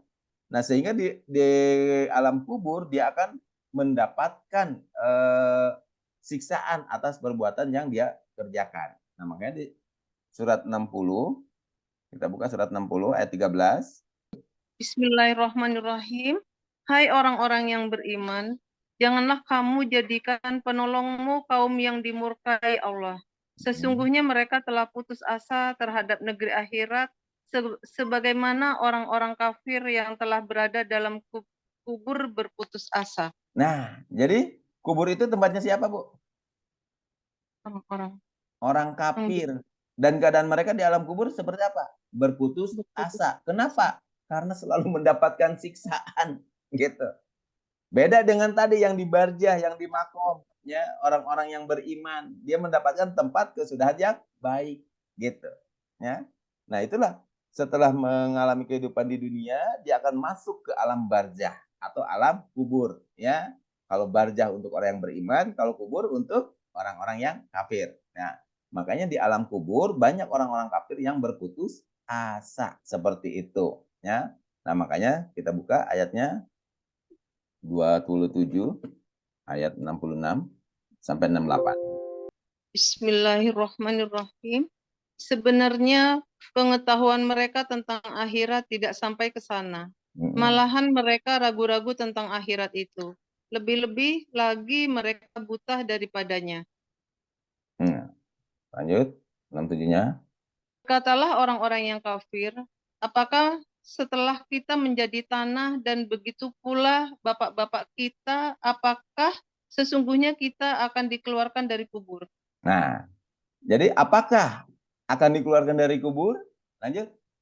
Sesungguhnya kami telah diberi ancaman dengan ini dan juga bapak-bapak kami dahulu. Ini tidak lain hanyalah dongengan orang dahulu kala. Nah, jadi orang kafir nggak percaya, gitu kan? Orang kafir nggak percaya akan dibangkitkan nanti dari kubur, gitu. Ya, nah makanya di surat 23 ayat 16, surat 23 ayat 16. 23. Kemudian, sungguh kamu akan dibangkitkan dari kuburmu pada hari kiamat. Nah, jadi nanti akan setelah kehidupan dunia, dia akan masuk ke alam barzah atau alam kubur, lalu dia akan dibangkitkan dari kuburnya tadi. Gitu kan? Kapan? Di hari kiamat. Gitu kan? Nah, di surat 40 ya, Allah kasih tahu kepada kita nih. Surat 40 ayat 16. Surat 40. Bismillahirrahmanirrahim. Yaitu hari ketika mereka keluar dari kubur, tiada suatu pun dari keadaan mereka yang tersembunyi bagi Allah. Lalu Allah berfirman, kepunyaan siapakah kerajaan pada hari ini? Kepunyaan Allah yang Maha Esa lagi Maha mengalahkan. Nah, itu. Jadi pada hari ketika mereka keluar dari kubur, tiada suatu pun dari keadaan mereka yang tersembunyi bagi Allah. Maksudnya apa? Jadi nggak ada yang bisa berbohong, nggak ada yang bisa mengelak, meles, dan sebagainya. Karena di saat kita dibangkitkan dari kubur, disitulah manusia akan digiring oleh Allah ke yang disebut padang mahsyar. Ya, nah makanya di sini di surat 99 ayat 6, 99 ayat 6, Allah kasih tahu kepada kita. Pada hari itu manusia keluar dari kuburnya dalam keadaan bermacam-macam, supaya diperlihatkan kepada mereka balasan pekerjaan mereka. Nah, jadi di sini manusia akan keluarkan dari kuburnya dengan keadaan bermacam-macam. Lalu diperlihatkan kepada mereka balasan pekerjaan mereka. Nah, berarti ini manusia akan dikumpulkan, digiring, ya, yang disebut padang mahsyar. Ya, jadi di padang mahsyar inilah manusia akan menunggu pengadilan Allah. Ya, jadi manusia akan menunggu pengadilan dari apa yang selama ini diperbuatnya di dunia. Ya, kemudian di padang mahsyar, saya cerita sedikit nih, ada sebuah hadis ya. Di padang mahsyar matahari diturunkan dalam jarak 1 mil dari kepala manusia. Adapun jumlah keringat mereka berbeda-beda tergantung bagaimana keimanan mereka. Sebagaimana sabda Rasulullah SAW, pada hari kiamat matahari didekatkan kepada manusia hingga sebatas 1 mil. Lalu mereka bercucuran keringat sesuai amal perbuatan mereka. Di antara mereka ada yang berkeringat hingga tumitnya, ada yang berkeringat hingga lututnya, ada yang berkeringat hingga pinggang, dan ada yang benar-benar tenggelam oleh keringatnya. Hadis riwayat Muslim. Nah, berarti kebayang, Bu, setelah dibangkitkan dari kubur, ya, setelah dibangkitkan itu dikumpulkan di padang mahsyar, yang ternyata padang mahsyar itu tempat yang datar, ya, gambarannya menurut pendapat tempat yang datar yang berwarna putih, ya, di atasnya mataharinya dekat, dan disitulah manusia banyak yang bercucuran keringat, bahkan sampai ada yang tenggelam oleh keringatnya, gitu. Nah, lalu di hadis yang lain dikatakan, sesungguhnya kalian akan dikumpulkan di padang mahsyar dalam keadaan berjalan kaki, dan ada juga yang naik kendaraan, serta ada juga yang diseret di atas wajah-wajah mereka. Hadis riwayat At-Tirmidzi. Jadi macam-macam berarti nanti di padang mahsyar itu. Nah, makanya di Al-Quran dikatakan, kita buka ya, surat 18 ayat 47 tentang padang mahsyar. Bismillahirrahmanirrahim. Dan ingatlah akan hari yang ketika itu kami perjalankan gunung-gunung dan kamu akan melihat bumi itu datar dan kami kumpulkan seluruh manusia dan tidak kami tinggalkan seorang pun dari mereka. Nah, itu ya. Jadi kita harus ingat suatu saat nanti kita akan melihat bumi ini datar dan dikumpulkan seluruh manusia. Itu yang disebut padang mahsyar. Jadi tempat manusia berkumpul. Untuk apa? Untuk mempertanggungjawabkan apa yang mereka perbuat. Gitu. Ya, tambah lagi ayatnya, surat 14, ayat 48. Ayo, Iya, Bu Dokter, Ibu. silakan. Iya. Bismillahirrahmanirrahim, yaitu pada hari ketika bumi diganti dengan bumi yang lain dan demikian pula langit dan mereka semuanya di padang mahsyar berkumpul menghadap kehadirat Allah yang Maha Esa lagi Maha Perkasa. Nah, itu ya. Jadi setelah dibangkitkan dari kuburnya, gitu kan? Manusia akan digiring ke tempat ya, Padang mahsyar. yang disebut padang mahsyar, gitu kan? Untuk apa? Menghadap kehadirat Allah, ya. Nah, terus ngapain di sana, gitu kan? Di padang mahsyar tadi. Nah, kita Ya. buka surat 39. Surat 39 ayatnya 69. Bismillahirrahmanirrahim. Dan terang benderanglah bumi padang mahsyar dengan cahaya keadilan Tuhannya. Nah, itu. Dan diberikanlah buku perhitungan perbuatan masing-masing dan didatangkanlah para nabi dan saksi-saksi dan diberi keputusan di antara mereka dengan adil sedang mereka tidak dirugikan. Nah, berarti padang mahsyar itu tempat apa? Pengadilan. Pengadilan. Ya? Jadi terang benderanglah padang mahsyar dengan cahaya keadilan Tuhannya dan diberikanlah buku perhitungan. Nah, berarti manusia akan menerima buku catatan perbuatannya. Gitu kan? Iya. Nah, makanya di surat 83 ayat 5 sampai dengan 9. Surat 83. Bismillahirrahmanirrahim. Pada suatu hari yang besar, yaitu hari ketika manusia berdiri menghadap Tuhan semesta alam. Di mana? Padang mahsyar tadi ya. Padang mahsyar ya. Nah, lanjut.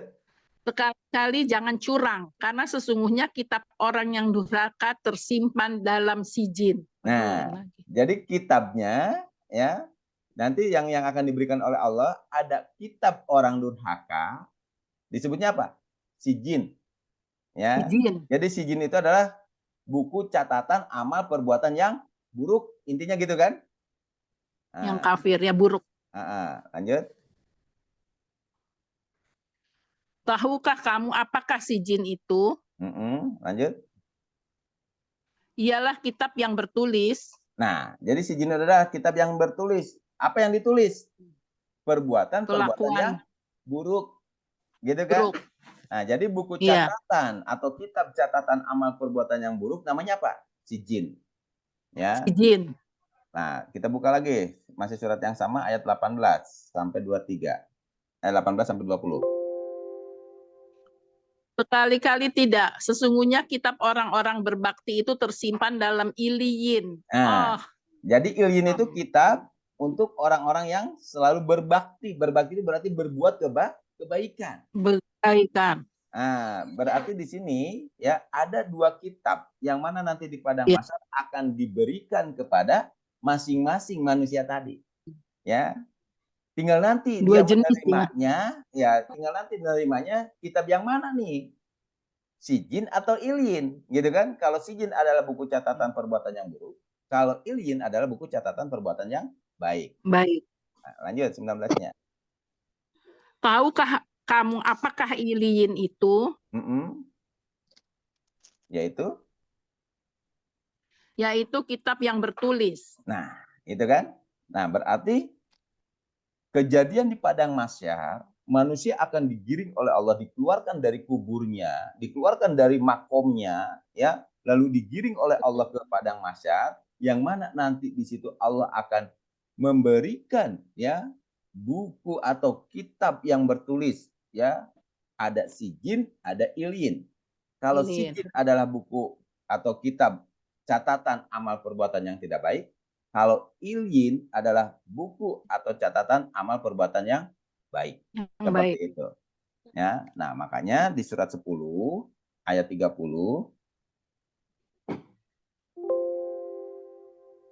di tempat itu di padang mahsyar tiap-tiap diri merasakan pembalasan dari apa yang telah dikerjakannya dahulu. Nah, Dan mereka dikembalikan kepada Allah pelindung mereka yang sebenarnya.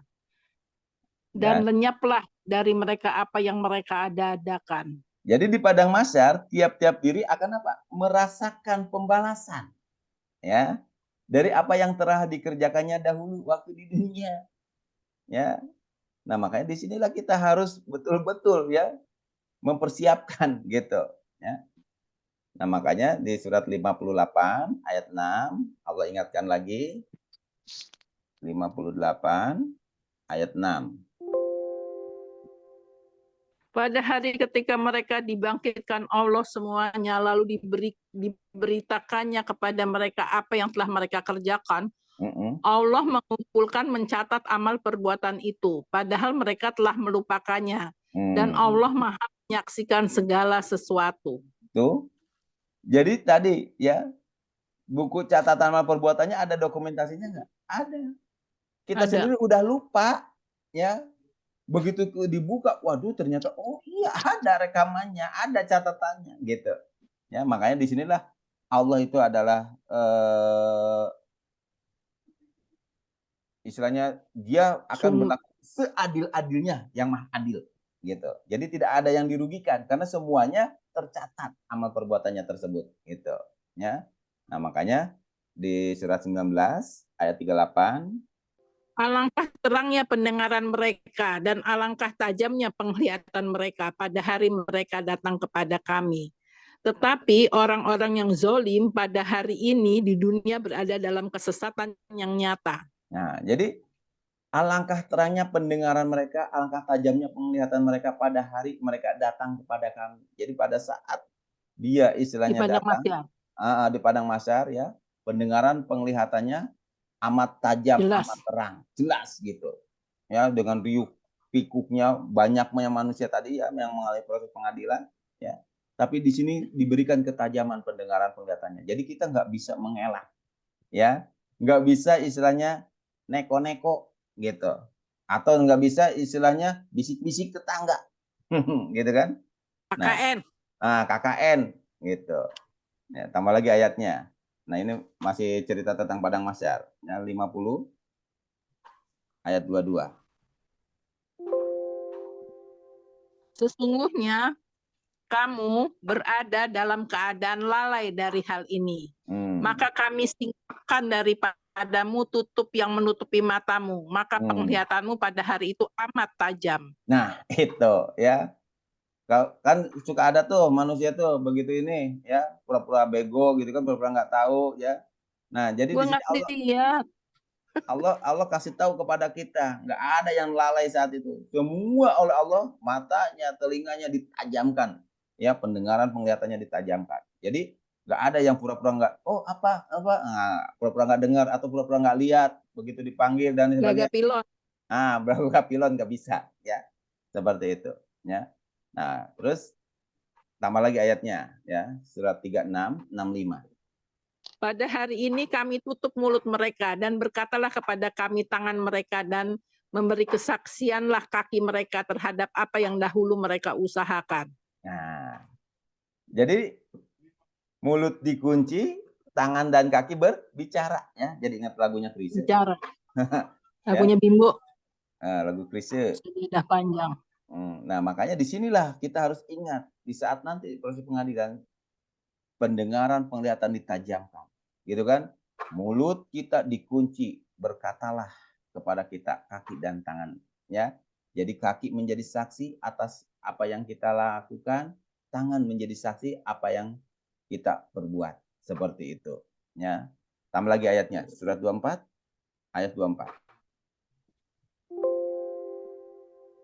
Pada hari ketika lidah, tangan, dan kaki mereka menjadi saksi atas mereka terhadap apa yang dahulu mereka kerjakan. Jadi pada hari ketika lidah, tangan, dan kaki menjadi saksi. Ya, atas apa yang dahulu mereka kerjakan. Ya. Nah, selain itu juga Allah kasih tahu kepada kita surat 41 ayat 20. Sehingga apabila mereka sampai ke neraka, pendengaran, penglihatan, dan kulit mereka menjadi saksi terhadap yang mereka tentang apa yang telah mereka kerjakan. Dan mereka berkata kepada kulit mereka, mengapa kamu menjadi saksi terhadap kami? Kulit mereka menjawab, Allah yang menjadikan segala sesuatu pandai berkata, telah menjadikan kami pandai pula berkata. Dan dialah yang menciptakan kamu pada kali yang pertama dan hanya kepadanya lah kamu dikembalikan. Lanjut. Kamu sekali-kali tidak dapat bersembunyi dan persaksian, pendengaran, penglihatan dan kulitmu terhadapmu, bahkan kamu mengira bahwa Allah tidak mengetahui kebanyakan dari apa yang kamu kerjakan. Nah, jadi pendengaran, penglihatan, dan kulit. Nah, sekarang kalau bicara kulit, dari ujung rambut ke ujung kaki, manusia dibungkus oleh kulit nggak? Oh, sepanjang tubuh. Sepanjang tubuh. Jadi kita apakah bisa ya mengelak, menghindar gitu kan dari persaksian tadi ya, dari pengadilan ini? Nggak bisa. Jadi kita akan diadili oleh diri kita sendiri gitu kan. Setelah dibukakan kitabnya ya, ini jadi saksi. Jadi yang jadi saksi ya diri kita sendiri ya. Kulit. Terutama kulit akan berbicara, tangan akan berbicara, kaki akan berbicara tentang apa yang kita perbuat selama di dunia ini. Seperti itu. Nah, makanya kejadian di Padang Mahsyar ini sangat-sangat mengharukan ya. Coba kita buka surat 14. Kita buka surat 14 ayatnya 21. Nah, silakan. Dan mereka semuanya di Padang Mahsyar akan berkumpul menghadap kehadirat Allah. Lalu berkatalah orang-orang yang lemah kepada orang-orang yang sombong. Sesungguhnya kami dahulu adalah pengikut-pengikutmu. Maka dapatkah kamu menghindarkan dari kami azab Allah walaupun sedikit saja? Mereka menjawab, seandainya Allah memberi petunjuk kepada kami, niscaya kami dapat memberi petunjuk kepadamu. Sama saja bagi kita, apakah kita mengeluh ataukah bersabar? Sekali-kali kita tidak mempunyai tempat untuk melarikan diri. Nah, ini di Padang Mahsyar ternyata ada orang sedang ngapain? Dialog. Dialog. Minta tolong. Nah, minta tolong karena selama ini dia mengikuti si Fulan, gitu kan? Ikut lo, ya. Iya, gue juga tahu. Jadi saling menyalahkan, gitu kan? Iya. Kan lu selama ini yang gua pandang, ngikutin, coba dong selamatin gua, gitu kan? Dia sendiri bilang. Kalau gua sama tahu, kita juga sama, gitu kan? Kalau Allah kasih petunjuk, mungkin gua udah sapin juga sama lu, gitu. Ternyata kita sama, udahlah kita bersabar aja, mudah-mudahan ya. Tapi itu tidak bisa melepaskan dari apa yang selama ini kita kerjakan. Karena CCTV atau catatan-catatan semua akan dibuka di situ. Ya, nah makanya disinilah, makanya kita diingatkan oleh Allah, jangan mengikuti sesuatu yang kamu tidak tahu ilmunya. Karena pendengaran, penglihatan hati akan diminta pertanggungjawaban. Jadi kita nggak bisa nyalahin siapa-siapa. Di sini nggak bisa, gitu kan? Ternyata udah dicatat ya sama kulit ya. Kulit ternyata orang yang selama ini kita jadikan panutan, ternyata bareng-bareng sama dia, gitu kan, di Padang Mahsyarnya. Nah, lanjut. 11-12 kita Nah, ini kejadian di Padang Mahsyar seperti itu, gambarannya ya. Nah, ayat berikutnya, Bu. Ayat dua-duanya. Dan berkatalah Syaitan tatkala perkara hisab telah diselesaikan. Sesungguhnya Allah telah menjanjikan kepadamu janji yang benar. Dan aku pun telah menjanjikan kepadamu, tetapi aku menyalahinya. Sekali-kali tidak ada kekuasaan terhadapmu, melainkan sekedar kamu, lalu kamu mematuhiku. Oleh itu, janganlah kamu cerca dirimu sendiri. Aku menolongku. Sesungguhnya aku tidak membenarkan perbuatanmu mempersekutukan aku dengan Allah sejak dahulu.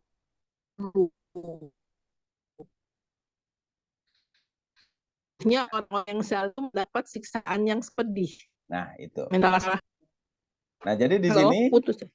Iya, suaranya putus-putus. Saya ulang. Berkatalah setan, tatkala perkara hisab telah diselesaikan. Sesungguhnya Allah telah menjanjikan kepadamu janji yang benar. Dan aku pun telah menjanjikan kepadamu, tetapi aku menyalahinya. Kata setannya gitu. Sekali-kali tidak ada kekuasaan bagiku terhadapmu, melainkan sekadar aku menyeru kamu, lalu kamu mematuhi seruanku. Oleh sebab itu, janganlah kamu mencercaku, akan tetapi cercalah dirimu sendiri. Aku sekali-kali tidak dapat menolongmu, dan kamu pun sekali-kali tidak dapat menolongku. Sesungguhnya aku tidak membenarkan perbuatanmu mempersekutukan aku dengan Allah sejak dahulu. Sesungguhnya orang-orang zalim itu mendapat siksaan yang pedih. Jadi di sini setan lepas tanggung jawab. Ya, lepas tangan. Nah, makanya keadaan di padang mahsyar di sini banyak yang saling menyalahkan. Banyak yang istilahnya di sini minta pertolongan karena melihat, oh saya waktu itu kan ngikutin kamu, ajakan kamu gini-gini. Akhirnya terjadilah di situ dialog, dan juga terjadilah di situ istilahnya saling membutuhkan, tapi ternyata mereka sama sekali tidak bisa saling tolong menolong, gitu ya. Nah, makanya di sini si setan pun sampai dia melepas tanggung jawab. Dia kan hanya menyarankan, menyeru doang, kenapa lu ikutin gua, kata setannya gitu. Jadi lepas tanggung jawab, ya seperti itu. Nah, setelah itu ya, maka di surat 84 ayat 6 sampai 13. 84 ayat 6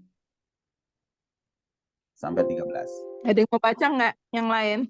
Mbak Hedi?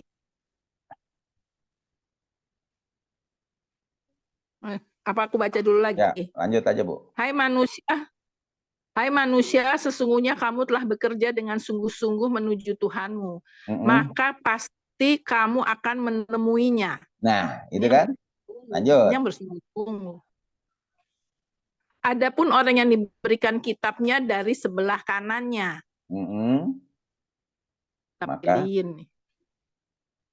Maka dia akan diperiksa dengan pemeriksaan yang mudah, jalur cepat. Dan dia akan kembali kepada kaumnya yang sama-sama beriman dengan gembira. Nah, itu kan? Berarti dia di saat proses pengadilan tadi, ya, ternyata dia yang diberikan kitab atau buku catatan amal perbuatan apa? Ilin, gitu kan? Ilin. Begitu diberikan ilin, ya, dia sangat gembira, dengan senang kan, dari apa yang telah dia kerjakan, gitu kan? Nah, lanjut. Adapun orang-orang yang diberikan kitabnya dari belakang, si jin ini. Nah, si jin. Maka dia akan berkata, celakalah aku. Nah, waduh, kenapa gua dikasih dari belakang, celakan gua, kan gitu. Nah, lanjut. Dan dia akan masuk ke dalam api yang menyala-nyala, neraka. Nah, Sesungguhnya dia dahulu di dunia bergembira di kalangan kaum yang sama-sama kafir. Nah, itu. Ya. Jadi nanti di saat proses pengadilan tadi, di padang mahsyar tadi, ya, diberikan istilahnya buku catatan sesuai dengan apa yang dikerjakannya. Ada yang menerima buku catatan dari sebelah kanannya, ilinnya, ada yang menerima buku catatan dari belakangnya atau si jinnya. Seperti itu, ya. Masing-masing akan diberikan balasan sesuai dengan apa yang mereka kerjakan dahulu, seperti itu, ya. Tambah lagi ayatnya, surat 69 ayat 18 sampai 37. Pada hari itu kamu dihadapkan kepada Tuhanmu, tiada sesuatu pun dari keadaanmu yang tersembunyi bagi Allah. Nah, kelihatan 19-nya ini panjang, Bu, sampai 37. Adapun orang-orang yang diberikan kepadanya kitabnya dari sebelah kanannya, maka dia berkata, ambillah, bacalah kitabku ini. Nah, senang dong, gitu kan? Senang. Nah, lanjut. Sesungguhnya aku yakin bahwa sesungguhnya aku akan memenuhi hisab terhadap diriku. Nah, jadi prosesnya tadi dimudahkan nggak? Sangat mudah. Sangat mudah, gitu kan? Terus? Maka orang itu berada dalam kehidupan yang diridhoi. Nah, lanjut. Dalam surga yang tinggi. Nah, jadi tempatnya di mana? Tempat terbaik, surga. Indah surga. Buat siapa? Yang menerima buku catatan amal perbuatan yang baik atau ilin. Baik, ilin. Buah-buahannya dekat. Kepada mereka dikatakan, makan dan minumlah dengan sedap disebabkan amal yang telah kamu kerjakan pada hari-hari yang telah lalu. Terus? Adapun orang yang diberikan kepadanya kitabnya dari sebelah kirinya, maka dia berkata, wahai alangkah baiknya kiranya tidak diberikan kepadaku kitabku ini. Jadi kan tadi mau ngelak nggak bisa, gitu kan? Mau pura-pura denger Iya, nggak bisa, mau pura-pura nggak nggak bisa, lihat Mak. nggak bisa, ya Makin udah. tajam. Langsung dia udah nggak bisa ngapa-ngapain, ya. Lanjut. Dan aku tidak mengetahui apa hisab terhadap diriku. Wahai kiranya kematian itulah yang menyelesaikan segala sesuatu. Dikira gua kalau udah mati udah selesai, gitu kan? Ya, Ternyata enggak, justru kematian itu adalah pintu gerbang untuk memasuki yang namanya negeri akhirat, gitu. Lanjut. negeri akhirat. Hmm. Hartaku sekali-kali tidak memberi manfaat kepadaku. Nah, walaupun di dunia bergelimang harta, tapi begitu di padang mahsyar, bisa nyogok? Enggak. Nggak bisa nolong hartanya. Nggak bisa. Terus? Telah hilang kekuasaanku dariku. Nah, di dunia Bos. dia menjadi bos, gitu kan? Bos. Jadi pemimpin, jadi ini. Begitu di padang mahsyar, bisa kekuasaannya dipakai? Enggak. Bisa. Ya? Nggak bisa. Lanjut. Allah berfirman, peganglah dia, lalu belenggulah tangannya ke lehernya. Wow. Kemudian masukkanlah dia ke dalam api neraka yang menyala-nyala. Kemudian belitlah dia dengan rantai yang panjangnya 70 hasta. Waduh. Sesungguhnya dia dahulu tidak beriman kepada Allah yang Maha Besar. Dan juga dia tidak mendorong orang lain untuk memberi makan orang miskin. Maka tiada seorang teman pun baginya pada hari ini di sini. Dan tiada pula makanan sedikit pun baginya kecuali dari darah dan nanah. Tidak ada yang memakannya kecuali orang-orang yang berdosa. Nah, itu. Ya, itulah gambarannya di padang mahsyar seperti itu. Ya, jadi padang mahsyar itu adalah suatu tempat di mana manusia akan dibangkitkan dari kuburnya, dikumpulkan, lalu diberikan buku atau kitab catatan amal perbuatannya masing-masing.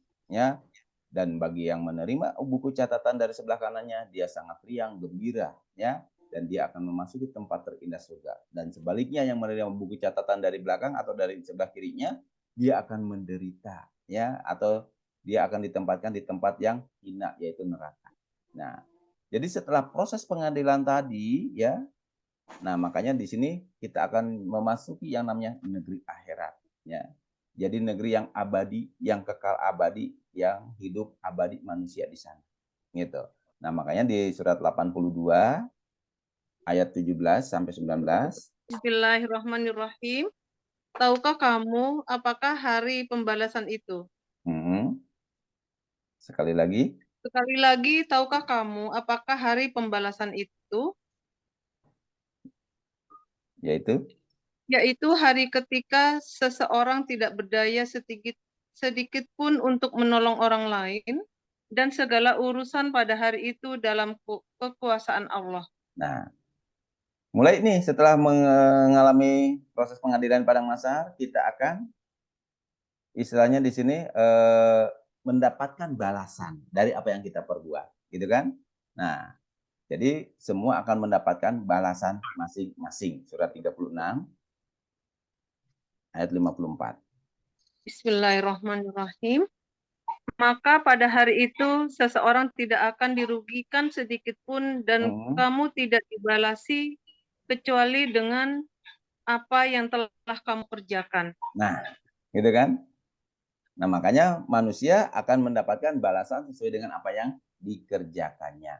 Nah, berarti begitu sudah beres pengadilan di padang mahsyar, dia akan masuk negeri akhirat, dibalas sesuai dengan pekerjaan masing-masing.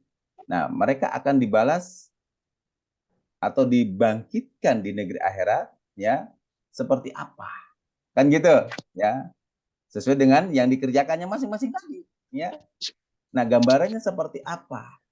Ya. Nah, di sini coba kita buka surat 2 ayat 154. surat ini. Bismillahirrahmanirrahim. Dan janganlah kamu mengatakan terhadap orang-orang yang gugur di jalan Allah bahwa mereka itu mati. Bahkan sebenarnya mereka itu hidup, tetapi kamu tidak menyadarinya. Nah, satu ya, tahan dulu ya. Kita baca lagi surat 3 ayat 169. 3 ayat 169. Janganlah kamu mengira bahwa orang-orang yang gugur di jalan Allah itu mati, maka mereka itu hidup di sisi Tuhannya dengan mendapat rezeki. Nah, berarti gambarannya ya, orang yang dibangkitkan di negeri akhirat nanti ya, karena dia waktu meninggal itu dalam keadaan baik ya, dalam artian dia meninggal dalam keadaan husnul khotimah atau gugur di jalan Allah gitu kan, jadi meninggal di jalan Allah ya husnul khotimah, mereka akan dibangkitkan hidup di sisi Tuhannya mendapat rezeki. Berarti kalau dia dibangkitkan hidup di sisi Tuhannya jadi apa, Bu? Jadi manusia kembali. Gitu kan? Nah, menjadi manusia kembali, ya. Makanya kita kalau seumpamanya wafat dalam keadaan husnul khotimah atau gugur di jalan Allah, gitu kan? Pada saat nanti beres pengadilan Allah, kita akan dibangkitkan menjadi manusia kembali dan mendapatkan rezeki. Jadi kita hidup di alam akhirat nanti, ya, makanya tempatnya tadi di mana? Surga, ya. Dan kita akan menjadi manusia yang selalu bahagia, ya. Makanya nanti ada gambaran surga itu seperti apa, cuman karena waktunya nggak cukup, kita nggak bahas dulu ke sana. Jadi intinya orang yang gugur di jalan Allah, yang mati dalam keadaan husnul khotimah, setelah melalui proses-proses tadi, dia akan dibangkitkan menjadi manusia kembali, ya, dan mendapatkan rezeki yang baik, gitu kan? Bukan reinkarnasi ya, Pak? Ya kan, negeri akhirat itu kehidupannya seperti ini, seperti di bumi, gitu, ya. Oh. Nah, nanti saya nggak bicara ke sana dulu ya, nanti. Nah, jadi kita di sini memahami dulu bahwa orang yang mati di jalan Allah, ya, dia akan dibangkitkan menjadi manusia. Namun sebaliknya, ya, kita buka di surat 17 ayat 49 sampai 51. Bismillahirrahmanirrahim. Dan mereka berkata, apakah bila kami telah menjadi tulang belulang dan benda-benda yang hancur, apa benarkah kami akan dibangkitkan kembali sebagai makhluk yang baru? Katakanlah, jadilah kamu sekalian batu atau besi, atau suatu makhluk dari makhluk yang tidak mungkin hidup menurut pikiranmu, maka mereka akan bertanya, siapa yang akan menghidupkan kami kembali? Katakanlah, yang telah menciptakan kamu pada kali yang pertama. Lalu mereka akan menggeleng-gelengkan kepala mereka kepadamu dan berkata, kapan itu akan terjadi? Katakanlah, mudah-mudahan waktu berbangkit itu dekat. Nah, jadi setelah mengalami proses pengadilan, bagi orang, ya, yang kafir atau orang yang istilahnya selalu berbuat dosa, dia akan dibangkitkan oleh Allah di negeri akhirat jadi apa? Batu, besi, gitu kan? Atau mungkin seperti makhluk yang tidak mungkin hidup menurut pikiranmu. Contohnya apa? Makhluk yang tidak mungkin hidup menurut pikiranku, menurut pikiran kita apa contohnya? Lava, tahu lava? Lava Gunung Merapi, gitu kan? Selain batu, ya, terus selain apa tadi tuh? Besi, ya, ada juga lava dan masih banyak. Sekarang kebayang nggak, Bu? Ya, kalau seumpamanya jiwa kita nanti dibangkitkan jadi batu, ya, sekarang kita lihat jalan-jalan, gedung-gedung bertingkat, fondasinya dari apa? Dari batu, ya, ditanam paling bawah, gitu kan? Kalau jiwanya dibangkitkan di sana, ya, karena perbuatannya tadi, dia jadi batu atau jadi besi, jadi betonisasi di situ. Ya, alangkah ngerinya, gitu kan? Alangkah sakitnya, alangkah menderitanya jiwa tersebut kalau dibangkitkan seperti itu, ya, di negeri akhirat nanti. Nah, makanya di sini kita berpikir, ya, Jangan sampai kita nanti dibangkitkan seperti itu. Lalu selain besi, batu, dan juga makhluk yang menurut kita nggak mungkin hidup, ada juga di surat 5 ayat 60. Silakan, surat 5 ayat 60. Bismillahirrahmanirrahim. Katakanlah, apakah akan aku beritakan kepadamu tentang orang-orang yang lebih buruk pembalasannya dari orang-orang fasik? Orang-orang fasik itu di sisi Allah, yaitu orang-orang yang dikutuki dan dimurkai Allah. Di antara mereka ada yang dijadikan kera dan babi, dan orang yang menyembah taghut. Mereka itu lebih buruk tempatnya dan lebih tersesat dari jalan yang lurus. Nah, jadi selain batu, besi, ada juga yang dibangkitkan sebagai apa? Babi dan kera. Nah, babi. Ya. Jadi dia nanti begitu udah beres proses pengadilan, ternyata dibangkitkan di negeri akhirat jadi binatang. Ya. Baca lagi ya. 27 ayat 82.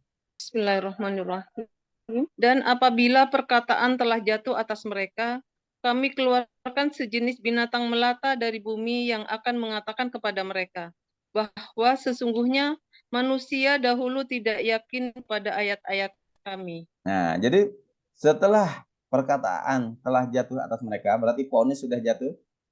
Lalu dibangkitkan jadi apa? Binatang melata. Kebayang binatang melata apa, Bu? Ular. Jadi ular. Ya, jadi apa itu teh? Tinggi atau binatang yang melata lah, ulat, belatung dan sebagainya. Jadi intinya di sini ya, jiwa-jiwa tadi bisa dibangkitkan di negeri akhirat sesuai dengan pekerjaannya masing-masing, ya, sesuai dengan perbuatannya masing-masing, seperti itu. Nah, jadi dibangkitkan menjadi seperti ini semua ya, ada yang jadi binatang melata, kera, babi, batu, besi, atau makhluk yang menurut pikiran kita nggak mungkin hidup. Tapi ada juga yang dibangkitkan menjadi manusia seutuhnya, ya, dikasih rezeki yang mulia oleh Allah, ya, dari mendapatkan kehidupan yang baik. Nah, pertanyaan dia dibangkitkannya itu di mana? Negeri akhirat, kan gitu, ya. Nah, makanya kita buka surat 7 ayat 25. Bismillahirrahmanirrahim. Allah berfirman, di bumi itu kamu hidup dan di bumi itu kamu mati. Dan dari bumi itu pula kamu akan dibangkitkan. Nah, jadi hidup, mati, dan dibangkitkan di mana? Di bumi. Nah, bumi yang mana? Di bumi itu. Nah, kita buka surat 79 ayat 10 sampai dengan ayat 14. Bismillahirrahmanirrahim. Orang-orang kafir berkata, apakah sesungguhnya kami benar-benar dikembalikan kepada kehidupan yang semula? Gitu. Iya. Lanjut. Apakah akan dibangkitkan juga apabila kami telah menjadi tulang belulang yang hancur lumat? Lanjut. Mereka berkata, kalau demikian itu adalah suatu pengembalian yang merugikan. Lanjut. Sesungguhnya pengembalian itu hanyalah dengan satu kali tiupan saja. Lanjut. Maka dengan serta-merta mereka hidup kembali di permukaan bumi. Nah, ya, jadi dengan serta-merta mereka hidup kembali di permukaan bumi. Bumi yang mana? Bumi yang itu. Wallahu alam ya. Ya, mungkin sekarang kita sedang menikmati kehidupan di bumi, ya. Bunda Rini di Jakarta, bumi Jakarta, Pak Dokter Padang, gitu kan? Saya bumi Serang. Siapa tahu saya nanti di jalan, Pak. Siapa tahu nanti dibangkitkan di bumi yang lain. Ya. Terima kasih. Bisa jadi di bumi, ya, ada yang di Amerika, kan bumi kan luas. Masya Allah. Nah, cuman ini ya, mohon maaf ya, bukan berarti saya mengajarkan reinkarnasi ataupun apapun itu ya, tapi kita sedang berbicara tentang perjalanan hidup kita sampai negeri akhirat. Jadi negeri akhiratnya itu anggaplah bumi ini sebagai negeri akhirat untuk orang yang dibangkitkan tadi ya. Jadi supaya nggak liar gitu kan, nggak bingung mikirinnya ya. Jadi nggak usah banyak dipikirin. Nah, sekarang setelah kita memahami proses dari mulai tadi alam ruh, ya, alam rahim atau alam kandungan, alam dunia, lalu alam barzah atau alam kubur, lalu padang mahsyar, dan juga negeri akhirat, ya. Pertanyaan besarnya kita nggak usah terfokus di situ, itu hanya gambaran, ya. Wallahu Ya. alam, karena saya juga belum pernah ke sana, cuman gambaran dari Allah, informasinya seperti itu. Yang fokus sekarang ini adalah kewajiban seseorang sebelum datang kematian. Ya, apa kewajiban kita sebelum datang kematian? Nah, ini yang penting, ya. Makanya di surat 17 ayat 13, silakan dibaca. Bunda mau baca, silakan. Baik, terima kasih Pak. Auzubillahi minasyaitonirrajim. Bismillahirrahmanirrahim. Dan tiap-tiap manusia itu telah kami tetapkan amal perbuatannya, sebagaimana tetapnya kalung pada lehernya. Dan kami keluarkan baginya pada hari kiamat sebuah kitab yang dijumpainya terbuka. Lanjut, 14-nya. Bacalah kitabmu, cukuplah dirimu sendiri pada waktu itu sebagai penghisap terhadapmu. Berarti yang harus kita perhatikan sekarang apa ya? Kitabnya, baca kitab. Baca Al-Quran. kitab. Kitab apa? Al-Quran. Bukan. Kitab yang dikeluarkan di dalam diri kita. Oh, betul. Yang tadi Sijin Ilyin. Oh iya, iya. Bukan kitab Al-Quran. Ya. Oh iya. Kita baca sekarang nih kitab Sijin kita. Sijin itu apa? Buku catatan amal perbuatan buruk. Amal perbuatan. Ilyin, buku catatan amal perbuatan baik. So, Baik. kita buka sekarang. Ya.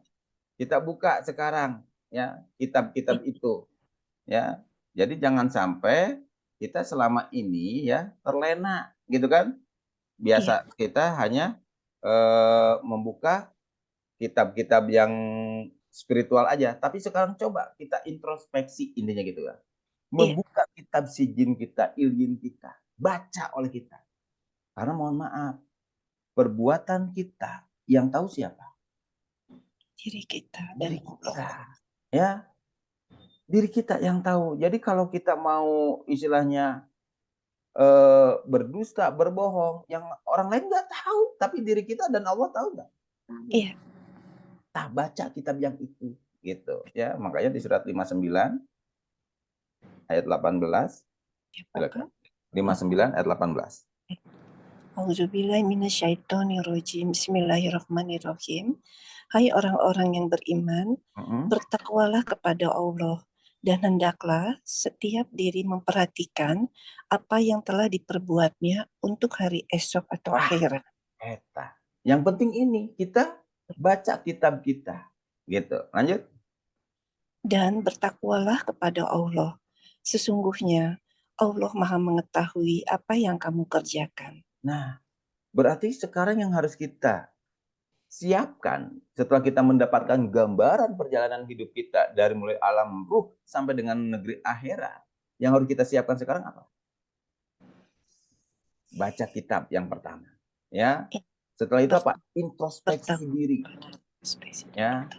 Introspeksi diri, karena hanya kita yang tahu perbuatan kita. Gitu kan?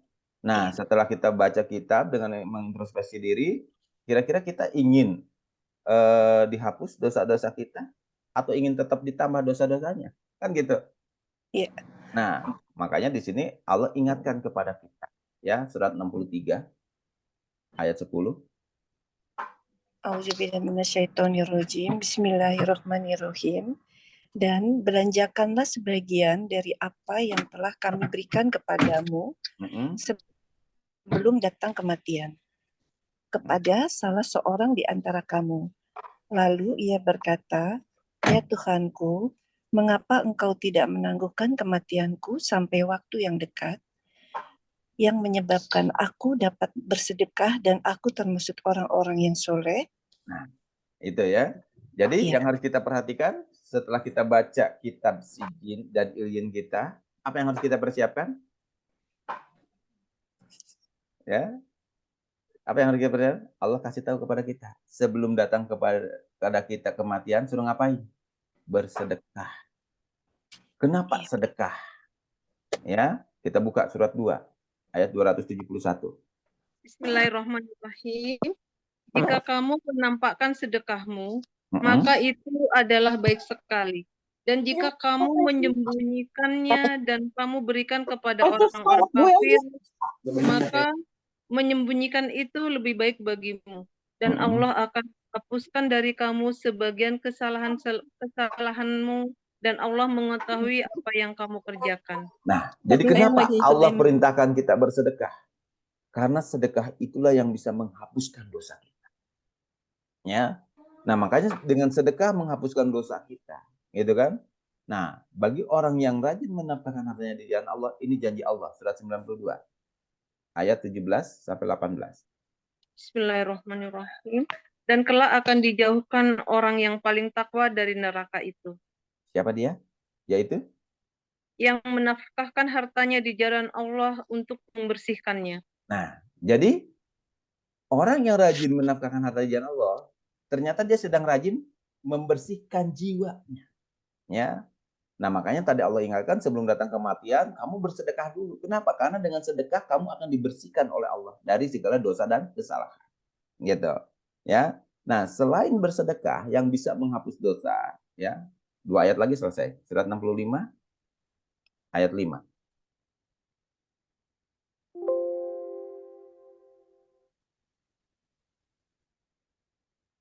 Silakan. Bismillahirrahmanirrahim. Itulah perintah Allah yang turunkannya kepada kamu.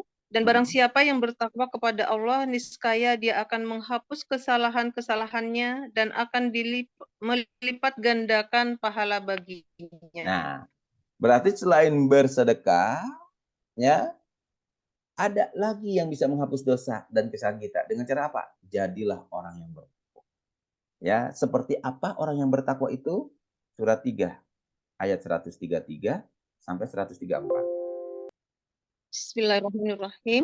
Dan bersegeralah kamu kepada ampunan dari Tuhanmu dan kepada surga yang luasnya seluas langit dan bumi yang disediakan untuk orang-orang yang bertakwa. Yaitu? Lanjut.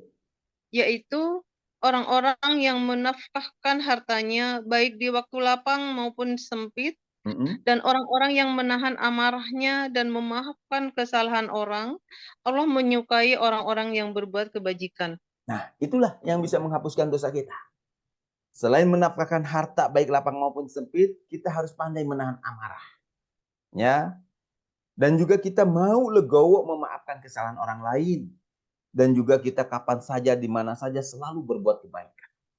Ya, itulah yang dapat menghapuskan dosa-dosa kita.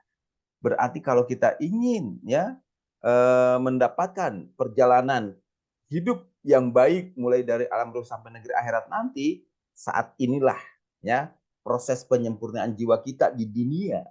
Ya, mari kita tingkatkan ya untuk menjadi orang-orang yang bertakwa, yang selalu mohon ampun kepada Allah. Makanya kita dikasih ritual sholat. Yang selalu menafkahkan harta lapang maupun sempit. Yang akhirnya kita diperintahkan untuk zakat, infak, sedekah, wakaf, jariah, dan sebagainya. Dan selalu menahan amarah. Kita diperintahkan untuk berpuasa. Selalu memaafkan kesalahan orang lain. Kita mempunyai hari raya yang mana di situ adalah sarana kita untuk saling meminta. Ya, terutama meminta maaf, bersilaturahim. Ya. Dan juga kita selalu berbuat baik, kita dikasih ya yang namanya Idul Adha kelak, ya. Yaitu kita bisa berbagi kebaikan dengan binatang ternak, dengan berbagi ya kurban seperti itu. Nah, semua ini sudah menjadi istilahnya perjalanan kita. Ya. Tinggal kitanya mau nggak melaksanakan ketakwaan ini, gitu ya. Jadi jangan sampai kita dalam menjalankan perjalanan hidup ini ya, jiwa kita dalam penyempurnaannya justru belok menjadi orang-orang yang fasik. Ya, tapi mari kita ajak jiwa kita untuk menjadi orang-orang yang bertakwa. Ya, sehingga kita dengan ritualnya ya, mohon ampun, kita tingkatkan sholat kita. Menafkahkan harta lapang sempit, kita tingkatkan zakat, infak, sedekah kita. Menahan amarah, kita tingkatkan puasanya, tidak hanya Ramadan, nanti tambah dengan puasa sunnah-sunnah yang lainnya. Ya, lalu kita memaafkan kesalahan orang lainnya, tidak hanya nunggu nanti Idul Fitri ya, tapi kita setiap saat kita legowo sehingga hati dan pikiran kita bersih dari sifat iblis setan ya, terutama iri, dengki, benci, dan pun dendam. Dan juga kita selalu berbuat kebaikan, tidak harus menunggu nanti Idul Adha berbagi kebaikannya. Tapi mari kapan saja, di mana saja, setiap kita mendapatkan hasil, pakai untuk berbuat kebaikan. Ya, mungkin itu yang bisa disampaikan ya dalam kesempatan yang baik ini. Ya, mudah-mudahan Allah ridho dengan apa yang telah kita baca, pelajari, pahami, dan insya Allah dari kebaikan-kebaikan Bapak Ibu yang dititipkan ke saya, ya, insya Allah kita akan realisasikan hari Minggu. Besok kita akan adakan bakti sosial, santunan untuk yatim, janda, ya, terus juga guru-guru ngaji, ya, kader posyandu di tempat kami yang di Serang. Ya, insya Allah akan dilaksanakan besok hari Minggu kalau tidak ada halangan. Dan hari Selasa kita akan melaksanakan hal yang sama di Rangkas Bitung. Ya, di Rangkas Bitung di pesantren kita akan mengadakan bakti sosial, santunan, dan juga sekaligus buka puasa bersama di sana dengan anak-anak binaan kita di sana. Ya, di Serang kurang lebih sekitar 196 ya. Yang di Serang kita berbagi untuk yatim, duafa, ya, dan kader posyandu sama guru-guru ngaji. Kalau yang di Rangkas Bitung itu kurang lebih sekitar 136. Ya, jadi insya Allah kita akan realisasikan yang titip ke saya. Insya Allah nanti kita akan kabari untuk laporannya. Ya, seperti itu. Baik, itu yang bisa disampaikan dalam kesempatan yang baik ini. Kurang lebih mohon maaf lahir batin, dunia akhirat yang betul dari Allah sesuai dengan kalamnya Al-Quran. Silahkan dibaca, dipelajari, dipahami. Opini ucapan saya yang tidak ada hubungannya dengan Al-Quran, tolong abaikan saja. Materi saya tutup. Akhirul kalam, billahi taufiq wal hidayah. Wassalamualaikum warahmatullahi wabarakatuh. Waalaikumsalam warahmatullahi wabarakatuh.